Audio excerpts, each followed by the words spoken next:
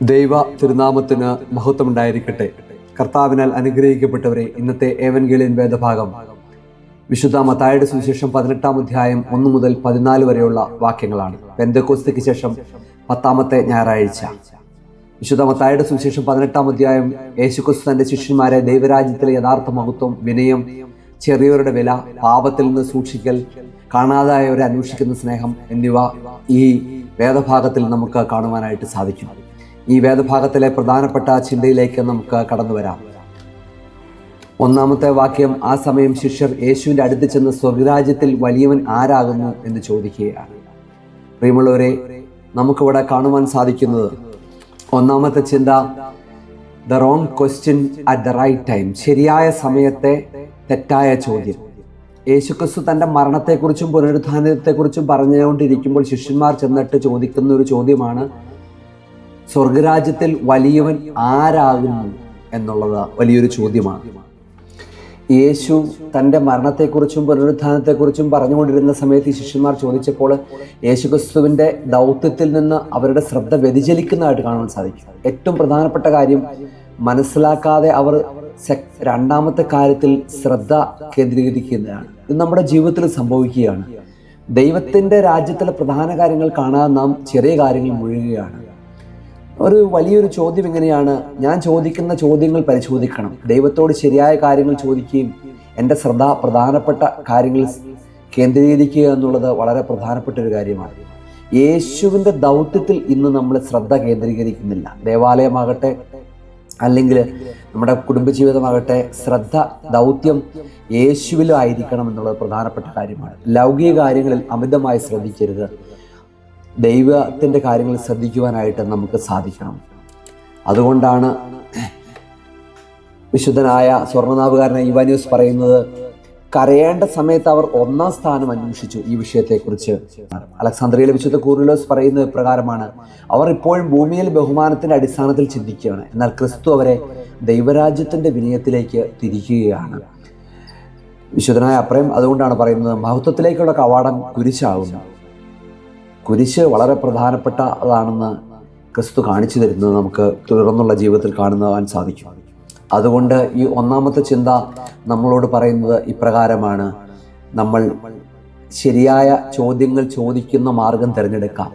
ദൈവരാജ്യത്തിൻ്റെ പ്രധാന കാര്യങ്ങളിൽ നമുക്ക് ശ്രദ്ധ കേന്ദ്രീകരിക്കാം. 2-ാമത്തെ ചിന്ത, the hidden pride of discipleship. ശിഷ്യത്വത്തിലെ മറഞ്ഞിരിക്കുന്ന അഹങ്കാരം. വിശുദ്ധ മത്തായിയുടെ സുവിശേഷത്തിൽ നമുക്ക് കാണുവാൻ സാധിക്കുന്നത്, വലിയവൻ ആരാണെന്ന് ചോദിക്കുമ്പോൾ അടുത്ത ശിഷ്യന്മാർ പോലും, യേശുവിൻ്റെ ഏറ്റവും അടുത്ത ശിഷ്യന്മാർ പോലും അവരുടെ വലിയവനാകാനുള്ള അഹങ്കാരത്തിൽ നിന്ന് മുക്തരായിരുന്നില്ല. അവർ യേശുവിനോടൊപ്പം ദിവസങ്ങളോളം ചെലവഴിച്ചിട്ട് അവരുടെ ഹൃദയങ്ങൾ മറന്നിരിക്കുന്ന അഭിലാഷം ഉണ്ടായിരുന്നു. ഇത് നമ്മെ വലിയൊരു ചിന്തയിലോട്ടാണ് കൊണ്ടുവരുന്നത്. നമ്മൾ എത്രത്തോളം ആത്മീയമായി വളർന്നാലും നമ്മുടെ ഹൃദയത്തിൽ അഹങ്കാരമോ 1-ാം സ്ഥാനം നേടണമെന്നുള്ള ആഗ്രഹങ്ങളൊക്കെ ഒളിഞ്ഞിരിക്കുന്നുണ്ട്. യേശു ഇത് കണ്ടിട്ട് അവരെ പഠിപ്പിക്കുകയാണ്. യേശു അവരെ ഉപേക്ഷിച്ചില്ല. അതുകൊണ്ട് നമ്മൾ എന്ത് ചെയ്യണം?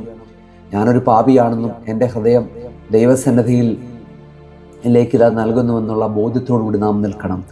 എൻ്റെ ഹൃദയത്തിലെ അഹങ്കാരം ഏറ്റുപറയുകയും ദിവസവും ഞാൻ എൻ്റെ മനസ്സിനെ പരിശോധിക്കുകയും ദൈവത്തിൻ്റെ കൃപയെ ആശ്രയിക്കുകയും ചെയ്യുന്നുള്ളത് ഏറ്റവും പ്രധാനപ്പെട്ട ഒരു കാര്യമാണ്. ഇന്ന് തന്നെ എൻ്റെ ഹൃദയത്തിലെ പരിശോധന ആരംഭിക്കും. ഓരോ ദിവസവും രാവിലെ എൻ്റെ മനസ്സിനെ ദൈവത്തിൻ്റെ മുമ്പിൽ സമർപ്പിക്കുക. ആത്മീയ വളർച്ചയുടെ ഓരോ ഘട്ടത്തിലും എന്നെ തന്നെ പരിശോധിക്കുക. ഞാൻ തികഞ്ഞവനാണെന്ന വിചാരം ഒഴിവാക്കണം. മറ്റുള്ളവരെക്കാൾ ഞാൻ ശ്രേഷ്ഠനാണെന്ന ചിന്ത ഒഴിവാക്കണം. ആത്മീയ നേട്ടങ്ങളിൽ അഹങ്കരിക്കുന്നത് ഒഴിവാക്കണം. വിനയത്തിൻ്റെ മാർഗം തിരഞ്ഞെടുക്കണം. ദൈവകൃപയെ ആശ്രയിക്കുന്ന പാത പിന്തുടരണം. എൻ്റെ ബലഹീനതകൾ അംഗീകരിക്കുന്ന മാർഗം സ്വീകരിക്കാൻ നമുക്ക് സാധിക്കണം. 3-ാമത്തെ ചിന്ത, the disciples misunderstanding of the kingdom. ദൈവരാജ്യത്തെക്കുറിച്ചുള്ള ശിഷ്യന്മാരുടെ തെറ്റിദ്ധാരണ. ദൈവരാജ്യത്തെക്കുറിച്ചുള്ള ശിഷ്യന്മാരുടെ ധാരണ പൂർണ്ണമായിരുന്നില്ല.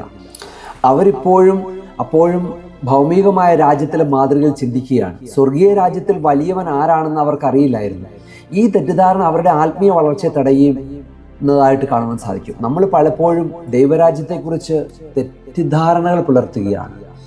ദൈവവചനത്തിലൂടെ അത് ശരിയായ ധാരണകൾ നമുക്ക് കിട്ടുവാനായിട്ട് സാധിക്കണം. ദൈവരാജ്യത്തെക്കുറിച്ച് പഠിക്കുമ്പോൾ തെറ്റിദ്ധാരണകളെല്ലാം മാറ്റിയെടുക്കാം. അതായത് ദൈവവചനത്തിന് വിരുദ്ധമായ വിശ്വാസങ്ങൾ ഒഴിവാക്കണം. ലൗകികമായ ധാരണകളെല്ലാം മാറ്റിക്കളയണം. നമ്മളുടെ സ്വന്തം ധാരണകളിൽ നിന്ന് മാറ്റിയിട്ട് പരിശുദ്ധാത്മാവിൻ്റെ നടത്തിപ്പ് സ്വീകരിക്കാൻ തയ്യാറാകണം. ദൈവരാജ്യത്തിൻ്റെ യഥാർത്ഥ സ്വഭാവം പരിശുദ്ധാത്മാവ് നമുക്ക് വെളിപ്പെടുത്തരും. വചനത്തിലൂടെ അത് കാണുവാൻ സാധിക്കും. സഭാപിതാക്കന്മാരുടെ പഠിപ്പിക്കലിലൂടെ നമുക്കത് കാണുവാൻ സാധിക്കും. നാലാമത്തെ ചിന്ത, ദ ഡിസൈപ്പിൾസ് കോമ്പറ്റേറ്റീവ് സ്പിരിറ്റ്, ശിഷ്യന്മാരുടെ മത്സര മനോഭാവം. ശിഷ്യന്മാർ തമ്മിലൊരു മത്സര മനോഭാവത്തെ നമുക്കിവിടെ കാണുവാൻ സാധിക്കും. ആരാണ് വലിയവൻ എന്നവർക്ക് അറിയണമായിരുന്നു. ഈ മത്സരം ഐക്യത്തെ ബാധിക്കുകയാണ്. യേശു ഈ മത്സര മനോഭാവത്തെ അംഗീകരിച്ചില്ല, പഴയകാലം വിനയം പഠിപ്പിച്ചു. ഇന്ന് നമ്മുടെ ക്രിസ്തീയ സഭകളിലും പള്ളികളിലും നമ്മുടെ മറ്റ് പ്രവർത്തന മേഖലകളിലെല്ലാം പരസ്പരം മത്സരിച്ച് ഐക്യം നഷ്ടപ്പെടുത്തുന്നതായിട്ട് കാണുവാൻ സാധിക്കുന്നത്. ഐക്യത്തിന് മുൻഗണന നൽകണം. മറ്റുള്ളവരുമായി മത്സരിക്കുന്ന നിർത്തുക, പരസ്പരം സഹായിക്കാൻ ശ്രമിക്കുക, ഐക്യം കാത്തു സൂക്ഷിക്കുക. ഇന്ന് തന്നെ മത്സര മനോഭാവം ഉപേക്ഷിക്കാൻ തീരുമാനിക്കുക. ഓരോ ദിവസവും മറ്റുള്ളവരെ സഹായിക്കാൻ ശ്രമിക്കുകയും അതോടൊപ്പം തന്നെ നമ്മളുടെ യേശുവിൻ്റെ വിനയത്തിൻ്റെ പാത പിന്തുടരുകയും ചെയ്യുന്നുള്ളത് ഏറ്റവും പ്രധാനപ്പെട്ട ഒരു കാര്യമാണ്. അഞ്ചാമത്തെ ചിന്ത, അപ്രോച്ചിങ് ജീസസ് വിത്ത് റോങ് മോട്ടീവ്സ്, തെറ്റായ ലക്ഷ്യങ്ങളോടെ യേശുവിൻ്റെ അടുക്കിലേക്ക് വരുന്നത്. യേശു ക്രിസ്തുവിൻ്റെ അടുത്ത് ചെന്നിട്ട് ഈ ലക്ഷ്യം, ആഗ്രഹങ്ങൾ ചോദിക്കുന്നത് ശരിയായ അഭിലാഷമല്ല, മറിച്ചൊരു ലൗകിക മോഹത്തിൽ സാധിച്ചെടുക്കാൻ വേണ്ടി ഒരു ചോദ്യം ചോദിക്കുകയാണ്. ദൈവത്തിൻ്റെ സന്നിധിയിൽ വരുമ്പോൾ നമ്മൾ സമർപ്പിക്കുന്ന പ്രാർത്ഥനാ വിഷയങ്ങളെല്ലാം ഒന്ന് ശ്രദ്ധിക്കണം. നമ്മുടെ വ്യക്തിപരമായ അഭിലാഷങ്ങൾ നേടാനായിട്ട് ആയിരിക്കരുത്. ചിലപ്പോൾ നമ്മളും ദൈവത്തിൻ്റെ അടുക്കൽ വരുന്ന ലൗകിക മോഹങ്ങൾ സാധിച്ചെടുക്കാൻ വേണ്ടിയാണ്. പ്രാർത്ഥനയും വചനപഠനവും പോലും സ്വാർത്ഥതയ്ക്കായി ഉപയോഗിക്കുന്നൊരു കാലഘട്ടത്തിലൂടെയാണ് നാം കടന്നു പോകുന്നത്. സ്വന്തം താല്പര്യങ്ങൾക്ക് പകരം ദൈവഹിത അന്വേഷിക്കണം. പ്രാർത്ഥനയുടെ യഥാർത്ഥ അർത്ഥം നാം മനസ്സിലാക്കണം. എല്ലാ പ്രാർത്ഥനകളെയും ആത്മീയ പ്രവർത്തനങ്ങളെയും ദൈവമഹത്വത്തിനായി മാത്രം സമർപ്പിക്കുക. ലൗകിക നേട്ടങ്ങൾക്കായി ദൈവത്തെ ഉപയോഗിക്കുന്ന രീതി മാറ്റുക. യേശുവിൻ്റെ സന്നിധിയിൽ പൂർണ്ണമായ സമർപ്പണത്തോടെ വരിക. എൻ്റെ പ്രാർത്ഥനകളിൽ സ്വാർത്ഥത കടന്നു വരുമ്പോൾ തന്നെ അത് തിരുത്താൻ തീരുമാനമെടുക്കാം. ദൈവത്തോട് അടുക്കുമ്പോൾ എൻ്റെ ഉദ്ദേശങ്ങളെ സ്ഥിരീകരിക്കാൻ ഇന്ന് നമുക്ക് ഉറപ്പിക്കാം. ദൈവവുമായിട്ടുള്ള ഒരു ബന്ധത്തിലായിരിക്കാൻ കാപട്യം നിറഞ്ഞ ആത്മീയ പ്രവർത്തനങ്ങൾ ഒഴിവാക്കാം. തെറ്റായ ലക്ഷ്യങ്ങളോടെ ഒരു കാരണവശാലും ദൈവത്തിൻ്റെ സന്നിധിയിലേക്ക് കടന്നു വരുന്നത്. സത്യസന്ധമായ ആത്മീയ ജീവിതശൈലി നമുക്ക് പിന്തുടരാൻ സാധിക്കണം. ആറാമത്തെ ചിന്ത, ദ ഡേഞ്ചർ ഓഫ് കമ്പാരിസൺ, പരസ്പരം താരതമ്യം ചെയ്യുന്നതിൻ്റെ അപകടം. നമുക്കിവിടെ കാണുവാൻ സാധിക്കുന്നത് അവനേക്കാൾ മികച്ചവനാണോ ഞാനെന്ന് ചോദിക്കുന്ന പ്രവണത ആത്മീയ വളർച്ചയെ തടസ്സപ്പെടുത്തും. കമ്പാരിസൺ വളരെ ബുദ്ധിമുട്ടായൊരു കാര്യമാണ്. ദൈവം എനിക്ക് തന്ന നിയോഗത്തിൽ സന്തോഷിക്കാനായിട്ട് പഠിക്കണം. എൻ്റെ സ്വന്തം ആത്മീയ വളർച്ചയിൽ മാത്രം ശ്രദ്ധ കേന്ദ്രീകരിക്കുന്നതോടൊപ്പം തന്നെ മറ്റുള്ളവരുടെ ആത്മീയ വളർച്ചയിൽ ശ്രദ്ധ കേന്ദ്രീകരിക്കണം. ഒരു കാരണവശാലും നമ്മൾ കമ്പയർ ചെയ്യരുത്. ആരാണ് വലിയവരെന്ന ചോദ്യത്തിൽ ഒളിഞ്ഞിരിക്കുന്നത് പരസ്പരമുള്ള താരതമ്യപ്പെടുത്തലാണ്. അത് തെറ്റായ ഒരു കാര്യമാണ്. മറ്റുള്ളവരുടെ കഴിവുകളോ നേട്ടങ്ങളോ കണ്ട് അസൂയപ്പെടില്ല എന്നുള്ളൊരു തീരുമാനമെടുക്കണം. ദൈവം എനിക്ക് നൽകിയിരിക്കുന്ന കൃപയ്ക്കായിട്ട് ഞാൻ നന്ദി പറയും. എല്ലാവരെയും സഹോദരങ്ങളായി കണ്ട് സ്നേഹിക്കുന്ന ഒരവസ്ഥയുണ്ടാകും. മറ്റുള്ളവരോട് താരതമ്യം ചെയ്യുമ്പോഴുമ്പോൾ നമ്മളുടെ ജീവിതത്തിൻ്റെ കുറവുകളെ നമ്മൾ കണ്ടെത്തിക്കൊണ്ട് മറ്റുള്ളവരുമായിട്ട് താരതമ്യം ചെയ്ത് നമ്മുടെ ജീവിതത്തെ വെറുതെ നശിപ്പിക്കാനായിട്ട് ശ്രമിക്കരുത്. ദൈവം അതുപോലെ തന്നെ ജീവിത പങ്കാളിയെ താരതമ്യം ചെയ്യരുത്, മക്കളെ താരതമ്യം ചെയ്യരുത്, വീടിനെ താരതമ്യം ചെയ്യരുത്, വാഹനത്തെ താരതമ്യം ചെയ്യരുത്, സമ്പത്തിനെ താരതമ്യം ചെയ്യരുത്. ദൈവം നൽകിയിരിക്കുന്ന ഏതവസ്ഥയാണോ അതിൽ ദൈവത്തെ സ്നേഹിക്കുവാനും ദൈവസ്നേഹത്തിൽ നിറയുവാനായിട്ട് നമുക്ക് സാധിക്കണം. ദൈവകൃപയിൽ മാത്രം ആശ്രയിക്കുന്ന തൃപ്തിയുടെ മാർഗം തിരഞ്ഞെടുക്കുക. എൻ്റെ സ്വന്തം പാതയിലൂടെ വിശ്വസ്തയോടെ ഓടുന്നൊരു ശൈലി സ്വീകരിക്കുക. ദൈവസ്നേഹത്തിൽ സന്തോഷിക്കുന്ന ജീവിതം നയിക്കുക. ഏഴാമത്തെ ചിന്ത, coming to Jesus for correction, തിരുത്തലിനായ യേശുവിൻ്റെ അടുക്കൽ വരുന്നത്. ഇവിടെ ഒരു തെറ്റായ ചോദ്യാവലിയോടെയാണ് ശിഷ്യന്മാർ യേശുവിൻ്റെ അടുത്ത് വന്നെങ്കിൽ തന്നെയും ഇവിടുന്ന് വലിയൊരു ചിന്ത കൂടി ഉണ്ട്. നമുക്ക് യേശുവിൻ്റെ മുമ്പിലേക്കാണ് നമ്മുടെ സംശയങ്ങളും ചോദ്യങ്ങളുമായിട്ട് കടന്നു വരേണ്ടത്. കർത്താവിൻ്റെ സന്നിധിയിൽ നിന്ന് മാത്രമേ നമ്മുടെ ചിന്താഗതികളെ മാറ്റാൻ സാധിക്കുകയുള്ളൂ. എല്ലാ തെറ്റുകളും കുറവുകളും യേശുവിൻ്റെ സന്നിധിയിൽ ഏറ്റു പറയാനായിട്ട് നമുക്ക് സാധിക്കണം. തിരുത്തലുകൾ വിനയത്തോടെ സ്വീകരിക്കാൻ പഠിക്കണം. ദൈവത്തിൻ്റെ വചനത്തിന് മുമ്പിൽ നമ്മുടെ ഹൃദയം തുറന്നു വെക്കണം. തിരുത്തലിനായിട്ട് യേശുവിൻ്റെ അടുക്കൽ വരുന്നു. ഇന്നത്തെ ഈ കാലഘട്ടങ്ങളിൽ തിരുത്തലിൻ്റെ ആയിട്ട് സഭ നിഷ്കർഷിക്കാത്ത കൂട്ടായ്മകളിലും പ്രാർത്ഥനാ യോഗങ്ങളിലൊക്കെ കടന്നു പോകുന്നു. തിരുത്തലിനായിട്ട് വരേണ്ടത് ദൈവത്തിൻ്റെ അഭിഷേകത്തിൻ്റെ അടുത്തേക്കും ദേവാലയത്തിലേക്കുമാണ്. അത് വലിയൊരു ചിന്തയാണ് നമുക്ക് കാണിച്ചു തരുന്നത്. മറ്റാരുടെ അടുത്തേക്ക് നമ്മൾ കടന്നു പോകേണ്ട ആവശ്യമില്ല. യേശുവിൻ്റെ അഭിഷേകത്തിൻ്റെ അടുത്തേക്ക്, ദേവാലയത്തിലേക്ക് തിരുത്തലിനായിട്ട് വരിക. അത് വളരെ പ്രധാനപ്പെട്ട ഒരു കാര്യമാണ്. ഗുരുവിൻ്റെ പാദങ്ങളിൽ വിനയത്തോടെ ഇരിക്കുന്ന പാദപിന്തുടരുകയും അനന്തരം അത് രൂപാന്തരപ്പെടുത്തുവാൻ തയ്യാറാവുന്ന ശിഷ്യ ശൈലി നമ്മൾ സ്വീകരിക്കുകയും ചെയ്യണം. ഇത് ദേവാലയത്തിൽ നിന്നും ദൈവത്തിൻ്റെ അഭിഷിക്തന്മാരിൽ നിന്നും നമുക്ക് സ്വീകരിക്കാൻ തയ്യാറാകണം. എട്ടാമത്തെ ചിന്ത, question that Jesus did not answer directly. യേശു നേരിട്ട് ഉത്തരം നൽകാത്ത ചോദ്യം. യേശു ശിഷ്യന്മാരുടെ ചോദ്യങ്ങൾക്ക് നേരിട്ട് ഉത്തരം നൽകുകയില്ല. മറിച്ച് നമ്മളിവിടെ കാണുവാൻ സാധിക്കുന്നത് ഒരു കുട്ടിയെ അവരുടെ മുമ്പിൽ നിർത്തുന്നതായിട്ട് കാണുവാൻ സാധിക്കും. പലപ്പോഴും നമ്മളുടെ ചോദ്യങ്ങൾക്ക്, ഇതിൽ നിന്ന് നാം മനസ്സിലാക്കേണ്ട ഒരു കാര്യം, പലപ്പോഴും നമ്മളുടെ ചോദ്യങ്ങൾക്ക് ഉത്തരം നേരിട്ടുള്ളതായിരിക്കും എന്ന് പ്രതീക്ഷിക്കരുത്. ദൈവത്തിൻ്റെ വചനം മനസ്സിലാക്കിക്കൊണ്ട് ക്ഷമയോടെ നാം കാത്തിരിക്കണം. ദൈവത്തിൻ്റെ ഉത്തരങ്ങൾക്കായി നമ്മൾ ക്ഷമയോടെ കാത്തിരിക്കണം. ദൈവത്തിൻ്റെ ഉത്തരങ്ങൾക്കായിട്ട് ക്ഷമയോടെ ഇന്ന് കാണിച്ചു തരുന്ന അനേക ജീവിതത്തിൻ്റെ സംഭവങ്ങൾ നമ്മുടെ മുമ്പിൽ അരങ്ങേറിയിട്ട് നമ്മളത് വിശ്വസിക്കുന്നില്ല എന്നുള്ളതാണ് വളരെ ബുദ്ധിമുട്ടായ ഒരു കാര്യം. വ്യത്യസ്തമായ രീതിയിൽ ദൈവം സംസാരിക്കുന്നത് കേൾക്കാൻ തയ്യാറാകണം. അതായത് ദൈവം കാണിച്ചു തരുന്ന മാർഗങ്ങൾ നമ്മൾ ശ്രദ്ധിക്കണം. അതാണ് ഈ ചിന്ത നമ്മളോട് ഓർമ്മിപ്പിക്കുന്നത്. ദൈവത്തിൻ്റെ സമയത്തിൽ വിശ്വസിക്കുക, ക്ഷമയില്ലായ്മ കാണിക്കുന്ന ഒഴിവാക്കണം. ദൈവത്തിൻ്റെ സമയത്തിൽ നാം വിശ്വസിക്കാൻ തയ്യാറാകണം. ക്ഷമയോടെ കാത്തിരിക്കുന്ന മാർഗം തിരഞ്ഞെടുക്കുക. ദൈവത്തിൻ്റെ മാർഗനിർദ്ദേശം അതുവഴി സ്വീകരിക്കാൻ തയ്യാറാകണം. ഒമ്പതാമത്തെ ചിന്ത, the divine choice of A child. ഒരു ശിശുവിൻ്റെ ദൈവിക തിരഞ്ഞെടുപ്പ്. യേശു ഒരു ശിശുവിനെ വിളിച്ച് അവരെ നടുവിൽ നിർത്തുകയാണ്. യേശു ഒരു പഠനത്തിനായി തിരഞ്ഞെടുക്കുന്ന ഒരു ശിശുവിനെയാണ്. ഒരു വലിയ മനുഷ്യനെയോ പണ്ഡിതനെയോ ഒന്നുമല്ല. ദൈവരാജ്യത്തിൻ്റെ സ്വഭാവം വെളിപ്പെടുത്താനായിട്ട് ലളിതമായവർക്കും വിനീതർക്കും വേണ്ടിയുള്ളതാണെന്ന് യേശു കാണിച്ചു തരികയാണ്. നിഷ്കളങ്കരും വിശ്വസ്തരും ലളിതരുമാണ് ശിശുക്കൾ. ഈ തിരഞ്ഞെടുപ്പ് നമ്മളോട് പറഞ്ഞു തരുന്നൊരു കാര്യം, ലോകം വലിയവരെ തിരഞ്ഞെടുക്കുമ്പോൾ യേശു ചെറിയവരെയാണ് തിരഞ്ഞെടുക്കുന്നത്. യേശുവിന് വേണമെന്നുണ്ടെങ്കിൽ പണ്ഡിതനെ വിളിച്ചോ അല്ലെങ്കിൽ മറ്റു മാർഗങ്ങളൊക്കെ ഉപയോഗിക്കാം. പക്ഷേ യേശു ആരാലും ശ്രദ്ധിക്കപ്പെടാത്ത ഒരു പൈതലിനെ തിരഞ്ഞെടുക്കുമ്പോൾ നമ്മൾ മനസ്സിലാക്കേണ്ട ഒരു കാര്യം, ലോകം തിരഞ്ഞെടുത്തതുപോലെയല്ല യേശു തിരഞ്ഞെടുക്കുന്നത്. ഒരു പക്ഷേ പ്രിയപ്പെട്ട സഹോദര സഹോദരി, നീ നിഷ്കളങ്കമായിട്ട് ദൈവസന്നിധിയിൽ നിൽക്കുന്നുവെങ്കിൽ ദൈവം നിന്നെ തിരഞ്ഞെടുക്കുന്നു. ലോകത്തിൽ നിന്നെ ആരും വിലമതിക്കുന്നില്ലായിരിക്കാം, ആരും നിന്നെ ശ്രദ്ധിക്കുന്നില്ലായിരിക്കാം. നീ പണ്ഡിതനോ അല്ലെങ്കിൽ പണക്കാരനോ അല്ലെങ്കിൽ കഴിവുള്ളവനൊന്നും ആയിരിക്കില്ല. പക്ഷേ കർത്താവ് നിന്നെ തിരഞ്ഞെടുക്കുന്നു. കർത്താവിനോട് നമുക്ക് ചേർന്ന് കേൾക്കാം. കുട്ടികളുടെ നിഷ്കളങ്കത നമുക്ക് പഠിക്കാം. ചെറിയവരെ പുച്ഛിക്കുന്നത് നമുക്ക് ഒഴിവാക്കാം. ലളിതവും വിനീതവുമായ ജീവിതമാർഗം നമുക്ക് തിരഞ്ഞെടുക്കാം. കുട്ടികളുടെ നിഷ്കളങ്കത പാത പിന്തുടരാം. ദൈവത്തിൻ്റെ തിരഞ്ഞെടുപ്പിനെ നമുക്ക് ആദരിക്കാം. പത്താമത്തെ ചിന്ത, ഇന്നസെൻസ് ഓഫ് ചൈൽഡ്. കുട്ടിയുടെ നിഷ്കളങ്കത. ഈ നമ്മളുടെ മനസ്സിൽ മുതിർന്നവരുടെ ലോകത്ത് കാണുന്ന ഗൂഢാലോചനകളും വഞ്ചനകളും ഹൃദയങ്ങളും കുട്ടികൾ കാണാൻ കഴിയില്ല. യേശു കുട്ടിയെ നടുവിൽ നിർത്തിയപ്പോൾ ഒരു നിർമ്മലമായ ഒരു ഹൃദയമാണ് ദൈവരാജ്യത്തിന് ആവശ്യമാണെന്ന് പറയുകയാണ്. ഇവിടെ കാണിച്ചിരുന്ന ഏറ്റവും വലിയൊരു കാര്യം എന്ന് പറയുന്നത്, ആരോടും പകയോ വിദ്വേഷമോ സൂക്ഷിക്കാതെ പെട്ടെന്ന് ക്ഷമിക്കുവാനായിട്ട് നമ്മൾ തയ്യാറാകണം. മനസ്സിൽ കപടതയോ ദോഷചിന്തയോ കടന്നു വരുമ്പോൾ തന്നെ അവയെ പുറന്തള്ളാൻ തീരുമാനിക്കണം. ഇന്ന് തന്നെ എൻ്റെ ഹൃദയത്തെ ഒരു കുട്ടിയുടേതുപോലെ നിർമ്മലമാക്കാൻ ശ്രദ്ധാപൂർവം ഉറപ്പിക്കാം, പ്രാർത്ഥനാപൂർവ്വം ഉറപ്പിക്കാം. ഹൃദയത്തിൽ പകയും ചതിയും ഒളിപ്പിച്ചു വയ്ക്കുന്നത് പൂർണ്ണമായി ഒഴിവാക്കാം. മറ്റുള്ളവരെക്കുറിച്ച് ദോഷം ചിന്തിക്കുന്ന കപട സ്വഭാവം ഉപേക്ഷിക്കാം. അശുദ്ധമായ വിചാരങ്ങൾ മനസ്സിൽ വളർത്തുന്നത് ഒഴിവാക്കാം. നിഷ്കളങ്കതയുടെയും ഹൃദയശുദ്ധിയുടെയും പാത തിരഞ്ഞെടുക്കാം. കപടതയില്ലാത്ത സ്നേഹത്തിൻ്റെ മാർഗം സ്വീകരിക്കാം.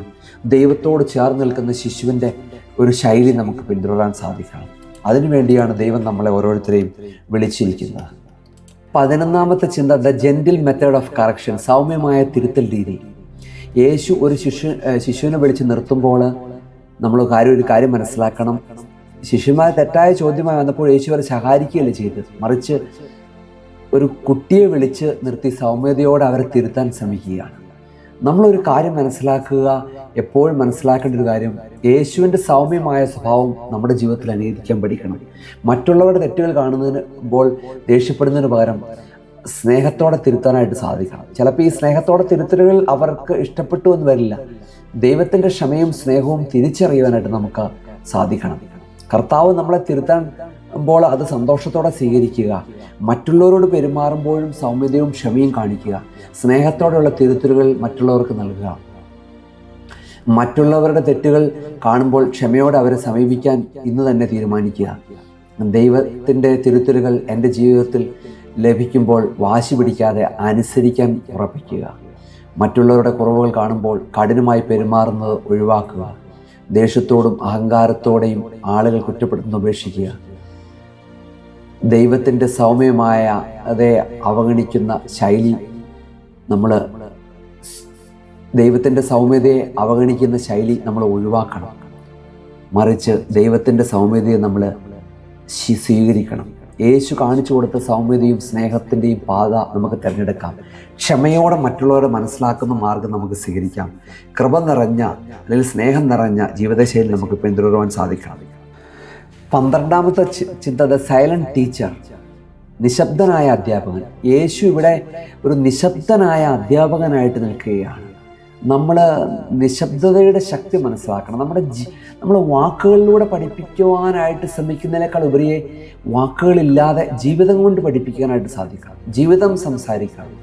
സുറിയാനി സഭയുടെ പിതാക്കന്മാർ ജീവിതം കൊണ്ടാണ് സുവിശേഷം പ്രസംഗിക്കുന്നത്.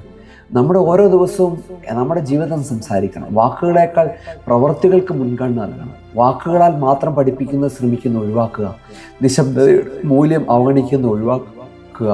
പ്രവൃത്തികളാൽ പഠിപ്പിക്കുന്ന മാർഗം തിരഞ്ഞെടുക്കുക. നിശബ്ദതയുടെ ശക്തിയെ ആദരിക്കുക. യേശുവിൻ്റെ പാത മാതൃക പിന്തുടരുക. 13ാമത്തെ ചിന്ത, ദ നെസസിറ്റി ഓഫ് കൺവേർഷൻ, മനപരിവർത്തനത്തിൻ്റെ അനിവാര്യത.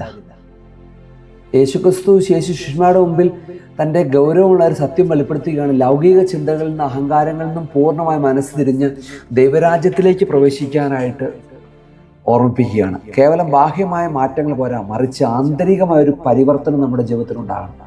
എൻ്റെ പഴയ സ്വാർത്ഥ ചിന്തകളിൽ നിന്നും ലൗകിക വഴികളിൽ നിന്നും പൂർണ്ണമായി പിന്തിരിയണം. ആത്മീയ ജീവിതത്തിൽ യഥാർത്ഥ പരിവർത്തനം ഉണ്ടാക്കാൻ തയ്യാറാകണം. ദൈവഹിതത്തിനനുസൃതമായ എൻ്റെ ജീവിത രീതികൾ മാറ്റിയെടുക്കണം. എൻ്റെ ചിന്തകളെയും പ്രവൃത്തികളെയും പരിശുദ്ധാത്മാവിൻ്റെ ഇടപെടലിന് വിധേയമാക്കുക. ലൗകിക മോഹങ്ങൾ ഉപേക്ഷിച്ച് ദൈവരാജ്യത്തിന് അനുയോജ്യമായ രീതിയിൽ ജീവിക്കുക.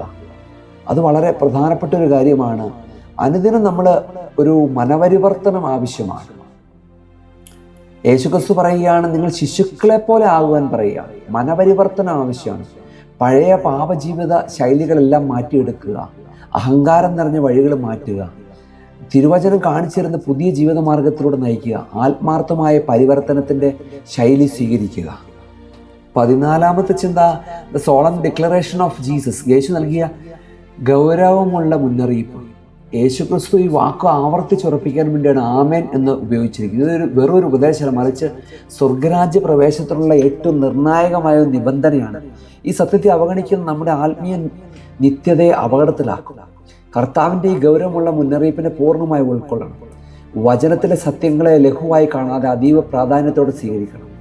എൻ്റെ ആത്മീയ നിലനിൽപ്പിനെക്കുറിച്ച് ഗൗരവമായി ചിന്തിക്കണം.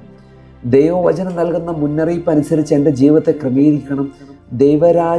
സ്വർഗരാജ്യ പ്രവേശ തടസ്സമായി നിൽക്കുന്ന എല്ലാ കാര്യങ്ങളും നമ്മൾ ഒഴിവാക്കണം. അതുകൊണ്ട് നമ്മൾ മനസ്സിലാക്കേണ്ട ഒരു കാര്യം, ഏറ്റവും പ്രധാനപ്പെട്ട ഒരു കാര്യമാണ്, യേശു നൽകുന്ന ഒരു ഗൗരവമായ ഒരു ഉറപ്പാണ്. ആത്മീയ കാര്യങ്ങളിൽ അലസത കാണിക്കുന്ന സ്വഭാവം ഉപേക്ഷിക്കുക. യേശുവിൻ്റെ കൽപ്പനകൾ പൂർണ്ണമായി പാലിക്കുന്ന മാർഗം സ്വീകരിക്കുക. നിത്യജീവൻ്റെ വഴിയിൽ ഉറച്ചു നിൽക്കുക.